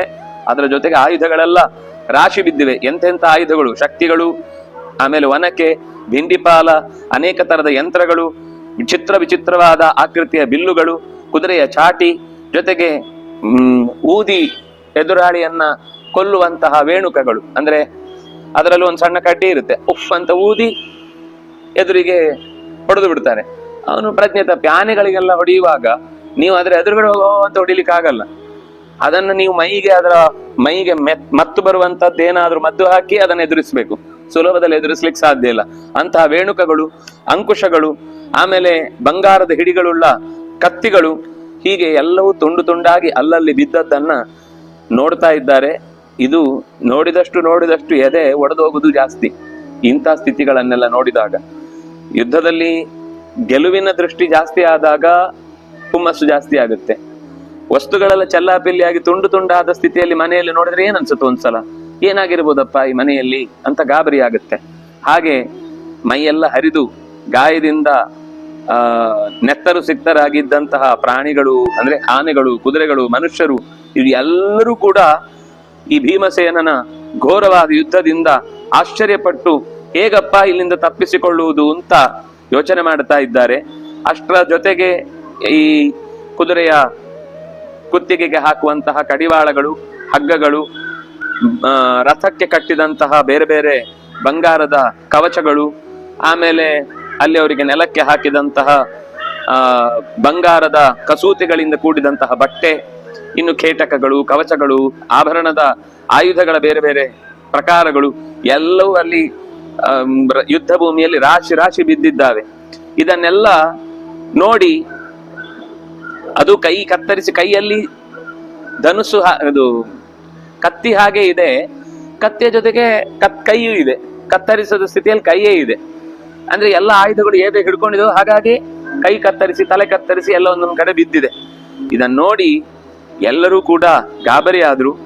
ಆದ್ರೆ ಭೀಮಸೇನ ಮಾತ್ರ, ಕೆಲವರೆಲ್ಲ ಇದನ್ನ ನೋಡಿ ಭಯದಿಂದಲೇ ಪ್ರಾಣ ಬಿಟ್ರಂತೆ. ಇಷ್ಟು ಮುಂದೆ ಹೋಗಿ ನಾವು ಎದುರಿಸಲಿಕ್ಕೆ ಸಾಧ್ಯ ಇಲ್ಲ, ನಮ್ಮ ಕತೆ ಮುಗಿಯಿತು ಅಂತ ಎದೆ ಹೊಡೆದು ಅಲ್ಲೇ ಸತ್ತಿದ್ದಾರೆ. ಒಟ್ಟು ಭೀಮಸೇನನ ಓಡಾಟ ನೋಡಿ ಕೆಲವರು ಸತ್ತಿದ್ದಾರೆ, ಭೀಮನ ಕಿರುಚಾಟಕ್ಕೆ ಕೆಲವರೆಲ್ಲ ಕಿವಿ ಹೊಡೆದು ಸತ್ತಿದ್ದಾರೆ, ಎದೆ ಹೊಡೆದು ಸತ್ತಿದ್ದಾರೆ. ಹೀಗೆ ಶ್ರುತಾಯುಧ ಅಂತ ಮತ್ತೊಬ್ಬ ಬರ್ತಾನೆ, ಅವನು ಕೂಡ ಭೀಮಸೇನನ ಮೇಲೆ ಆಯುಧಗಳನ್ನು ಪ್ರಯೋಗ ಮಾಡಿ ವಾಪಸ್ಸು ಅದೇ ಬಾಣದಿಂದ ಭೀಮ ಅವನ ಎದೆಯೊಳಗೆ ಆ ಎಲ್ಲ ಬಾಣಗಳನ್ನು ನುಗ್ಗಿಸಿ ಒಂದು ಹೆದರಿದ ಆನೆಯ ಬೆನ್ನಿಗೆ ಅವನ ಈ ಏನು ಮೈಗೆ ಕಟ್ಟಿದಂತಹ ಒಂದು ಬಟ್ಟೆ ಇರುತ್ತೆ, ಅದನ್ನು ಸಿಕ್ಸ್ಬಿಟ್ಟಿದ್ದಾನಲ್ಲಿ. ಅದು ಹೆದರಿ ಓಡ್ತಾ ಇದೆ, ಇವನನ್ನು ಎಳ್ಕೊಂಡು ಹೋಗ್ತಾ ಇದೆ. ಇವನಿಗೆ ನಿಲ್ಲಿಕ್ಕೆ ಪುರ್ಸೊತ್ತಿಲ್ಲ, ನಿಲ್ಲಿಕ್ಕೆ ಆಗುವಷ್ಟರೊಳಗೆ ಅದು ಎಳ್ಕೊಂಡು ಹೋಗಿ ಆಗಿದೆ, ಎಲ್ಲೋದ ಅಂತ ಗೊತ್ತಾಗ್ಲಿಲ್ಲ. ಒಟ್ಟು ಅಂಕುಶದಿಂದ ಚುಚ್ಚಲ್ಪಟ್ಟ ಆನೆ ಒಣಗಿದ ಕಟ್ಟಿಗೆಯನ್ನು ಎಳ್ಕೊಂಡು ಹೋದ ಹಾಗೆ ಇವನನ್ನು ಎಲ್ಲೋ ಎಳ್ಕೊಂಡು ಹೋಗಿ ಎಲ್ಲೋ ಬಿದ್ದೋಯ್ತು. ಕೊನೆಗೆ ಇನ್ನೊಬ್ಬ ಅಶೋಕ ಅಂತ ಬಂದ, ಅವನು ಹಾಗೆ ಭೀಮಸೇನನನ್ನ ಯುದ್ಧಕ್ಕಾಗಿ ಎದುರಿಸಿದ. ಕೊನೆಗೆ ಕಳಿಂಗ ಮುಖ್ಯ ರಾಜ ಯಾರಿದ್ನೋ ಅವನು ಮಾತ್ರ ಓಡಿ ಹೋಗ್ಲಿಕ್ಕೆ ಶುರು ಮಾಡ್ದ. ಓಡಬೇಡ, ನಿಲ್ಲೋ, ಇನ್ನು ಸ್ವಲ್ಪ ಬಾಕಿ ಇದೆ ನಿನ್ ಜೊತೆಗೆ ಯುದ್ಧ ಮಾಡ್ಲಿಕ್ಕೆ ಅಂದ್ರೆ ಅವನು ಹೆದರಿ ಓಡ್ತಾ ಇದ್ರೆ ಮತ್ತೆ ಸಿಟ್ಟು ಬಂತ ಅವನಿಗೆ. ತಕ್ಷಣ ಸಿಟ್ಟಿಗೆದ್ದ ಸರ್ಪದಂತೆ ನಿಂತ ವಾಪಸ್ ಯುದ್ಧಕ್ಕೆ ಅಂತ ತಲೆಗೆ ಜೋರಾಗಿ ಏಟು ಬಿದ್ರೆ ತಲೆ ಒಡೆದು ಅಲ್ಲೇ ಕಳಿಂಗ ರಾಜ ಬಿದ್ದು ಹೋಗಿದ್ದಾನೆ. ಅವನ ಚಕ್ರ ರಕ್ಷಕರು ಕೂಡ ಸತ್ಯದೇವ ಮತ್ತು ಸತ್ಯ ಅಂತ ಇಬ್ರು, ಅವರು ಭೀಮಸೇನನ ಮೇಲೆ ಯುದ್ಧಕ್ಕೆ ಬರ್ತಾರೆ, ಅವರನ್ನು ಕೂಡ ಹೊಡೆದು ಹಾಕ್ತಾನೆ. ಆಮೇಲೆ ಕೇತುಮಾನ್ ಅಂತ ಒಬ್ಬ ಬರ್ತಾನೆ, ಅವನು ಕಳಿಂಗ ವೀರರಲ್ಲಿ ಮಹಾವೀರ. ಭೀಮನನ್ನ ದೊಡ್ಡ ಸೈನ್ಯದಿಂದ ಸುತ್ತಿ ಹೊಡಿಬೇಕು ಅಂತ ಅನ್ಕೊಳ್ತಾನೆ. ತನ್ನ ಕೈಲಿದ್ದ ಶಕ್ತಿ, ಗದೆ, ಕತ್ತಿ, ತೋಮರ, ರಿಷ್ಟಿ, ಕೊಡಲಿ ಎಲ್ಲ ಆಯುಧಗಳನ್ನು ಒಟ್ಟಿಗೆ ಪ್ರಯೋಗ ಮಾಡಿದ್ರೆ ಎಲ್ಲಾ ಆಯುಧಗಳನ್ನು ವಾಪಸ್ಸು ಅವರವರಿಗೆ ಪ್ರತಿಯಾಗಿ ಪ್ರಯೋಗ ಮಾಡಿ ಒಟ್ಟಿಗೆ 700 ಮಂದಿಯನ್ನು ಕೊಲ್ತಾನೆ. ಒಂದೇ ಏಟಿಗೆ ಅಷ್ಟು ಜನರನ್ನು ಒಟ್ಟಿಗೆ ಕೊಲ್ತಾನೆ. ಅದು ನಿಜವಾದ ವೀರ, ಮಗಧೀರ ಅಲ್ಲ. ಹಾಗಾಗಿ 2,000 ಕಳಿಂಗ ವೀರರು ಯಮನ ಪಟ್ಟಣಕ್ಕೆ ನಾನ್ ಮೊದ್ಲು ಅಂತ ಹೊರಟಿದ್ರಂತೆ. ಭೀಮಸೇನನ ಪೆಟ್ಟಿಗೆ ಯಾರು ಮೊದ್ಲು, ನನ್ನನ್ನು ನೋಡಿದ್ ಮೊದ್ಲು ನಾನ್ ಫಸ್ಟ್ ಹೋಗ್ಬೇಕು ಅಂತ ಒಬ್ಬ, ಇಲ್ಲ ನಾನ್ ಫಸ್ಟ್ ಹತ್ತಿದ್ದು ನಾನ್ ಮೊದ್ಲು ಹೋಗ್ಬೇಕು ಅಂತ. ಹೀಗೆ ಅವರಲ್ಲಿ ಯಮನ ಅದೇ ಯುದ್ಧದಲ್ಲೆಲ್ಲ ಸ್ವರ್ಗಕ್ಕೆ, ಹೌದು, ಯಮನ ಪಟ್ಟಣ, ಯಮ ಸ್ವರ್ಗಾಧಿಪತಿಯೂ ಹೌದು ನರಕಾಧಿಪತಿಯೂ ಹೌದು. ಯಮ ಮತ್ತು ಧರ್ಮ ಅಂತ ಇಬ್ರು ಇರ್ತಾರೆ. ಅದರಲ್ಲಿ ಯಮ ನರಕ ಕೊಂಡೊಯ್ತಾನೆ, ಧರ್ಮ ಅವನನ್ನ ಸ್ವರ್ಗ ಕೊಂಡೊಯ್ತಾನೆ. ಭೀಮ ಖಡ್ಗಪಾಣಿಯಾಗಿ ಕಳಿಂಗ ಸೈನ್ಯವನ್ನೆಲ್ಲ ಹೊಡೆದು ಹಾಕಿದ್ದಾನೆ. ಗೆಲುವಿನ ಸಂಕೇತದಂತೆ ಶಂಖವನ್ನು ಊದಿದ್ದಾನೆ. ಎಷ್ಟೋ ಸೈನ್ಯ ಶಂಖದ ನಾದವನ್ನ ಕೇಳಿಯೇ ಮೈನೊಡುಗಿ ಕೆಳಗೆ ಬಿದ್ದಿದ್ದಾವೆ. ಇನ್ನು ಅವನೇ ಸ್ವತಃ ಒಂದು ಮದದ ಆನೆಯಂತೆ ಎಲ್ಲ ಕಡೆಗೆ ಓಡ್ತಾ ಇದ್ರೆ ಯಾವ ಸೇನೆಯ ಮುಖ್ಯ ವೀರರು ಕೂಡ ನಾವು ಹೋಗಿ ಯುದ್ಧ ಮಾಡ್ತೇವೆ ಅಂತ ಹೇಳೋರು ಇಲ್ಲವೇ ಇಲ್ಲ. ನೋಡಿದವ್ರು ಯಾರು ಯುದ್ಧಕ್ಕೆ ಬರ್ತಿರ್ಲಿಲ್ಲ, ಯಾರ್ಯಾರು ನೋಡ್ಲಿಲ್ಲ ಅವ್ರು ಮಾತ್ರ ಮತ್ತೆ ಬಂದು ನಮ್ಮ ರಾಜ್ಯದ ಮೇಲೆ ಇಂಥ ಒಂದು ಅನ್ಯಾಯ ಮಾಡಿದವನ್ನ ನಾವು ಬಿಡಲ್ಲ ಅಂತ ಈ ಹಿಂದಿನ ಯುದ್ಧ ನೋಡಿದವರೆಲ್ಲ ಬಂದು ಅವನ ಕೈಯಲ್ಲಿ ಪಡೆದಿಂದ ಸತ್ರು. ಆದ್ರೆ ನೋಡಿದವ್ರು ಯಾರು ಕೂಡ ಮತ್ತೆ ಅವನನ್ನು ಎದುರಿಸಲಿಕ್ಕೆ ಮುಂದೆ ಬರಲೇ ಇಲ್ಲ. ಧರ್ಮರಾಜ ನೋಡ್ತಾ ಇದ್ದಾನೆ, ಸುದ್ದಿ ಬಂತವನಿಗೆ. ಶತ್ರು ಸೈನ್ಯವನ್ನ ಬೆನ್ನಟ್ಟಿಕೊಂಡು ಹೋಗಿ ಭೀಮಸೇನ ಹೊಡೆದು ಹಾಕಿದ. ಆಗ ಅವನ ರಕ್ಷಣೆಗೆ ಅಂತ ಈ ಕಡೆಯಿಂದ ಪಾಂಡವರ ಸೇನೆಯು ಕೂಡ ಮತ್ತಷ್ಟು ದೃಷ್ಟದ್ಯುಮ್ನನ್ನು ಮುಂದಿಟ್ಟುಕೊಂಡು ಬಂತು. ಆಗ ಸಾತ್ಯಕಿಯು ಭೀಮಸೇನನನ್ನು ಸೇರಿಕೊಳ್ತಾರೆ. ಪಾಂಚಾಲ ರಾಜನ ಮಕ್ಕಳು ಕೂಡ ಕೆಲವರು ಬಂದು ನಿಲ್ತಾರೆ. ದೃಷ್ಟದ್ಯುಮ್ನ ಕಳಿಂಗ ವೀರರ ಮಧ್ಯದಲ್ಲಿ ಭೀಮಸೇನ ಹೀಗೆ ಓಡಾಡುವುದು ನೋಡಿ ತಾನೂ ಕೂಡ ಜೋರಾಗಿ ಶಂಖ ಊದಿ ಅವರ ನಡುವೆ ಇನ್ನೂ ಅನೇಕ ವೀರರು ಯುದ್ಧಕ್ಕೆ ನಿಂತವರನ್ನ ಮಣಿಸ್ತಾನೆ. ಓಡಿ ಹೋಗ್ತಾರೆ, ಧ್ವಜವನ್ನ ಕಳ್ಕೊಳ್ತಾರೆ. ಭೀಮಸೇನನಿಗೆ ಇನ್ನೂ ಖುಷಿ ಆಯ್ತು. ದೃಷ್ಟದ್ಯುಮ್ನ ಮತ್ತು ಭೀಮಸೇನ ಇಬ್ರು ಸೇರ್ಕೊಂಡು ಮತ್ತೆ ಓಡ್ತಾ ಇರೋರನ್ನ ಹೊಡೆದು ಓಡಿಸ್ತಾ ಇರ್ತಾರೆ. ಇನ್ನು ಓಡಿ ಎಷ್ಟು ದೂರ ಓಡ್ತಿರೋ ಓಡಿ ಅಂತ. ಹೀಗೆ ಸಾತ್ಯಕಿ, ದೃಷ್ಟದ್ಯುಮ್ನ, ಭೀಮ ಈ ಮೂವರ ತೀವ್ರವಾದ ಯುದ್ಧವನ್ನ ಕಳಿಂಗರು ನೋಡಿ ಇನ್ನು ನಾವು ಇಲ್ಲಿ ನಿಂತ್ರೆ ಬಹುಶಃ ನಮಗೆ ಸಾವೇ ಗತಿ ಅಂತ ಅಂದುಕೊಂಡು ರಕ್ತದ ಮಡುವಿನ ನಡುವೆ ಓಡಿ ತಮ್ಮ ಬದುಕನ್ನು ಉಳಿಸಿಕೊಂಡ್ರೆ ಸಾಕು ಅಂತ ಭಯದಿಂದ ಕೂಗಿಕೊಂಡ್ರಂತೆ. ಈ ಯಮನೇ ಕಾಲರೂಪದಿಂದ ಭೀಮನಾಗಿ ಬಂದು ಬಿಟ್ಟಿದ್ದಾನೆ, ಇವನನ್ನು ಎದುರಿಸಿ ಯಾರು ಕೂಡ ಬದುಕ್ಲಿಕ್ಕೆ ಸಾಧ್ಯ ಇಲ್ಲ, ಎಲ್ಲ ಹಿಂತಿರುಗಿ ಅಂತ ಅವರೇ ಮುಂದೋಗಿ ಅಂತ ಹೇಳ್ಬೇಕಾದವರು ಹಿಂದ್ ಬನ್ನಿ ಅಂತ ಕರೀತಾ ಇದ್ದಾನೆ ಅಂತ. ನಾಳೆ ಅನ್ನನೇ ಇಲ್ಲದಿದ್ರೆ ಏನ್ ಮಾಡುದು? ಭೀಷ್ಮ ಇದನ್ನು ದೂರದಲ್ಲಿ ನೋಡಿದ. ಸಾತ್ಯಕಿ, ಭೀಮಸೇನ, ದೃಷ್ಟದ್ಯುಮ್ನ ಒಂದೊಂದಾಗಿ ಕ್ರೂರವಾದ ಬಾಣದಿಂದ ಕಳಿಂಗನ ಸೇನೆಯನ್ನೆಲ್ಲ ನಿರ್ನಾಮ ಮಾಡ್ತಾ ಇರುವುದನ್ನು ನೋಡಿ ತಕ್ಷಣವೇ ಅವನು ಎದುರಾಗಿ ಸಾವಿರಾರು ಬಾಣಗಳನ್ನು ಒಟ್ಟಿಗೆ ಭೀಮಸೇನನ ಕುದುರೆಯ ಮೇಲೆ ಮತ್ತು ಸಾತ್ಯಕಿಯ ಸಾರಥಿಯ ಮೇಲೆ ಎಸೆದ. ಭೀಮಸೇನನ ಕುದುರೆ ಎಲ್ಲ ಸತ್ತು ಹೋಯಿತು. ಆ ಕಡೆಯಿಂದ ಭೀಷ್ಮನ ರಥದ ಮೇಲೆ ಭೀಮಸೇನನು ವಾಪಸ್ಸು ಶಕ್ತ್ಯಾಯುಧವನ್ನು ಪ್ರಯೋಗ ಮಾಡಿದ. ಭೀಷ್ಮನ ರಥ ಕ್ಷಣ ಮಾತ್ರದಲ್ಲಿ ಮುರಿದು ಹೋಯಿತು. ಭೀಮಸೇನ ಇನ್ನೂ ಒಂದು ದೊಡ್ಡ ಉಕ್ಕಿನ ಗದೆಯನ್ನ ಸ್ವೀಕರಿಸಿ ಅವನು ಯಾವಾಗ ತನ್ನ ರಥವನ್ನು ಪುಡಿಗಟ್ಟಿದ್ನು ಭೀಷ್ಮ, ನೆಲಕ್ಕೆ ಹಾರಿದ. ಸಾತ್ಯಕಿ ಭೀಮನಿಗೆ ಸಹಾಯಕ್ಕೆ ನಿಂತುಕೊಂಡು ಭೀಷ್ಮನ ಸಾರಥಿಯನ್ನ ಸಾತ್ಯಕಿ ಕೊಂದು ಹಾಕಿದ. ನಂತರ ಭೀಷ್ಮನ ರಥ, ಕುದುರೆ ಎಲ್ಲವೂ ಕೂಡ ಒಂದು ತಿಕ್ಕಾಪಾಲಾಗಿ ಹೋಗುವಷ್ಟರಲ್ಲಿ ಅವನು ನೆಲಕ್ಕೆ ನೆಗೆದು ಈ ಪರಸ್ಪರ ಇಬ್ರು ಕೂಡ ಜ್ವಾಲಾ ರೂಪದಲ್ಲಿ ಬೆಂಕಿಯ ರಾಶಿಯಂತೆ ಇಬ್ರು ಕೂಡ ಒಬ್ಬರಿಗೊಬ್ರು ಎದುರಾದ್ರು. ಉಳಿದವರು ಯಾರು ಭೀಷ್ಮಾಚಾರ್ಯರ ಕಡೆಯಿಂದ ಭೀಮನನ್ನ ಎದುರಿಸಿ ನಾವು ನಿಮಗೆ ಗೆಲುವು ತಂದ್ಕೊಡ್ತೇನೆ ಅಂತ ಅವ್ರು ಯಾರು ಮುಂದೆ ಬರ್ತಿಲ್ಲ. ಈ ಕಡೆಯಿಂದ ಭೀಷ್ಮನ ಬಗ್ಗೆ ಎಲ್ಲರಿಗೂ ಭಯ ಇದೆ, ನಾವು ಭೀಮನನ್ನು ಉಳಿಸಿಕೊಳ್ತೇವೆ ಅಂತ ಅನ್ನುವ ಯೋಚನೆಯಿಂದ ಇವರು ಯಾರು ಬರಲಿಲ್ಲ. ಆಗ ದೃಷ್ಟದ್ಯುಮ್ನನ ಮುಂಭಾಗದಲ್ಲೇ ಈ ಸಾತ್ಯಕಿ ಮತ್ತೆ ದೃಷ್ಟದ್ಯುಮ್ನ ಇರಬೇಕಾದ್ರೆ ಹೇಳ್ತಾನೆ, ಭೀಮಸೇನ, ಕಳಿಂಗರಾಜ ಕೇತುಮಾಲ ಮತ್ತು ಶಕ್ರದೇವ ಇನ್ನಿತರ ಅನೇಕ ವೀರರು ನಮ್ಮ ಯುದ್ಧದ ತೀವ್ರತೆಗೆ ಅದು ಶಕ್ತಿ ಕಳ್ಕೊಂಡು ಓಡಿ ಹೋಗಿದೆ. ಕಳಿಂಗ ಸೇನಾ ವ್ಯೂಹವನ್ನ ನೀನೇ ಒಬ್ಬ ಏಕಾಕಿಯಾಗಿ ಯುದ್ಧ ಮಾಡಿ ಗೆದ್ದು ಬಿಟ್ಟಿದ್ದೀ. ಓ ಭೀಮಸೇನ, ನಿನ್ನ ಭುಜಬಲದಿಂದ ಇವತ್ತು ಅತ್ಯಂತ ದೊಡ್ಡ ಮಟ್ಟದ ಜಯ ನಮಗಾಯಿತು ಅಂತ ಹೇಳಿ ದೃಷ್ಟದ್ಯುಮ್ನ ಭೀಮನನ್ನು ಗಟ್ಟಿಯಾಗಿ ಅಪ್ಪಿಕೊಳ್ತಾನೆ. ಅಪ್ಪಿಕೊಂಡು ಸಾತ್ಯಕಿಯುರ ರಥವನ್ನೇರಿ ಭೀಮಸೇನನನ್ನು ಮತ್ತು ದೃಷ್ಟದ್ಯುಮ್ನನ್ನ ತನ್ನ ರಥದಲ್ಲಿ ಕೂಡಿಸಿಕೊಂಡು ಹೊರಟ ಅನ್ನುವಲ್ಲಿಗೆ 54ನೆಯ ಅಧ್ಯಾಯ ಮುಕ್ತಾಯ ಆಯಿತು. ಮುಂದೆ 55ನೆಯ ಅಧ್ಯಾಯದಲ್ಲಿ ಅರ್ಜುನನ ಮತ್ತು ಭೀಷ್ಮರ ಯುದ್ಧ ಮತ್ತೆ ಮರಳಿ ಚಿತ್ರಣಗೊಳ್ಳುತ್ತೆ. ಅರ್ಜುನನ ಜೊತೆಗೆ ಅಭಿಮನ್ಯು ಕೂಡ ಯುದ್ಧ ಮಾಡ್ತಾನೆ. ಹೀಗೆ ಯುದ್ಧದ ತೀವ್ರತೆಯಲ್ಲಿ ಇಲ್ಲಿ ಮತ್ತೆ ಆ ಯುದ್ಧದ ಅನೇಕ ಪ್ರಕ್ರಿಯೆಗಳನ್ನ, ಬೇರೆ ಬೇರೆ ವಿವೃತ್ತಿಗಳನ್ನ, ಅಂದ್ರೆ ಯುದ್ಧದ ಬಗ್ಗೆ ಹೆಚ್ಚು ಡಿಸ್ಕಷನ್ ಅಥವಾ ಅದರ ಆಯುಧಗಳ ವಿಚಾರದ ಬಗ್ಗೆ ಚಿಂತನೆ ಮಾಡುವವರಿಗೆ ತುಂಬಾ ಆಹಾರ. ನಮ್ಗೆ ಅವನು ಇದರಿಂದ ಹೊಡೆದ, ಅದರಿಂದ ಹೊಡೆದ, ಹಿಂದಿಂದ ಹೊಡೆದ, ಎತ್ತಿ ಹೊಡೆದ, ಆ ಕಡೆ ಹೊಡೆದ, ಒಟ್ಟು ಹೊಡೆದ ಅಂತ ಅದನ್ನು ಒಂದೇ ವಾಕ್ಯದಲ್ಲಿ ಮುಗಿಸಿರಿ, ಯಾಕೆ ಒಂದು 60 ಶ್ಲೋಕದಲ್ಲಿ ಹೇಳ್ತೀರಿ ಅಂತ ನಮಗನ್ಸುತ್ತೆ. ಆದ್ರೆ ಯುದ್ಧದ ಕೆಲವು ಸಣ್ಣ ಪುಟ್ಟ ಎಳೆಗಳನ್ನ ತಿಳಿಸುವ ನೆಪದಲ್ಲಿ ವ್ಯಾಸರು ಅದರ, ಯಾಕೆಂದ್ರೆ ಕೇವಲ ಯಾವುದೋ ಒಂದು ವರ್ಗ ಮಾತ್ರ ಇದನ್ನು ಅಧ್ಯಯನ ಮಾಡುವುದಲ್ಲ. ಇದು ಧರ್ಮ, ಅರ್ಥ, ಕಾಮ, ಮೋಕ್ಷ 4 ಬಗೆಯ ಪುರುಷಾರ್ಥಗಳನ್ನು ಬಯಸುವವರಿಗೂ ಒಂದೇ ಬಗೆಯ ಅಧ್ಯಯನ ಆದದ್ರಿಂದ ಎಲ್ಲರನ್ನೂ ಕೂಡ ಗಮನದಲ್ಲಿಟ್ಟುಕೊಂಡು ಅನೇಕ ಸಂಗತಿಗಳನ್ನ ಈ ಅಧ್ಯಾಯವು ಕೂಡ ನಿರೂಪಣೆ ಮಾಡಿದೆ. ಆಯುಧಗಳ ವೈಶಿಷ್ಟ್ಯಗಳು ಗೊತ್ತಾಗತ್ತೆ, ಮಂತ್ರಗಳ ವಿಶೇಷತೆ ಅರ್ಥ ಆಗುತ್ತೆ, ಬಳಸುವ ರೀತಿಯಲ್ಲಿರುವ ಬದಲಾವಣೆಗಳು. ಒಂದೇ ಮಂತ್ರವನ್ನ ಹಲವು ವ್ಯಕ್ತಿಗಳು ಬಳಸಿದಾಗ ಅವರ ಸಿದ್ಧಿಗೆ ಅನುಗುಣವಾಗಿ ಪ್ರಸಿದ್ಧಿ ಬರುತ್ತೆ. ತುಂಬಾ ಚೆನ್ನಾಗಿ ಓದಿಕೊಂಡಿದ್ರು ಕೂಡ ಅವನಿಗೆ ಅದರಲ್ಲಿ ಅಭ್ಯಾಸ ಕಮ್ಮಿ ಆದ್ರೆ ಅವನು ಸೋತು ಹೋಗ್ತಾನೆ. ಓದಿದ್ದು ಕಮ್ಮಿ ಆದ್ರೂ ಕೂಡ ಚೆನ್ನಾಗಿ ಅಭ್ಯಾಸ ಮಾಡಿದವನಾದ್ರೆ ಅವನು ಆ ಯುದ್ಧದಲ್ಲಿ ಗೆದ್ದು ಬಿಡ್ತಾನೆ. ಎಷ್ಟು ವರ್ಷ ಅವನು ಗುರುಗಳ ಹತ್ರ ಕಲ್ತಿದ್ದಾನೆ ಅನ್ನೋದು ಮುಖ್ಯ ಅಲ್ಲ, ಕಲ್ತ ಮೇಲೆ ಎಷ್ಟು ಅಭ್ಯಾಸ ಮಾಡಿದನ್ನು ಕರಗತಗೊಳಿಸಿಕೊಂಡಿದ್ದಾನೆ ಅನ್ನೋದು ಮುಖ್ಯ ಆಗುತ್ತೆ. ಹಾಗಾಗಿ ಈ ಯುದ್ಧದಲ್ಲಿ ಅರ್ಜುನ ಮತ್ತು ಭೀಷ್ಮರ ನಡುವೆ ತೀವ್ರವಾದ ಯುದ್ಧ ಆದಾಗ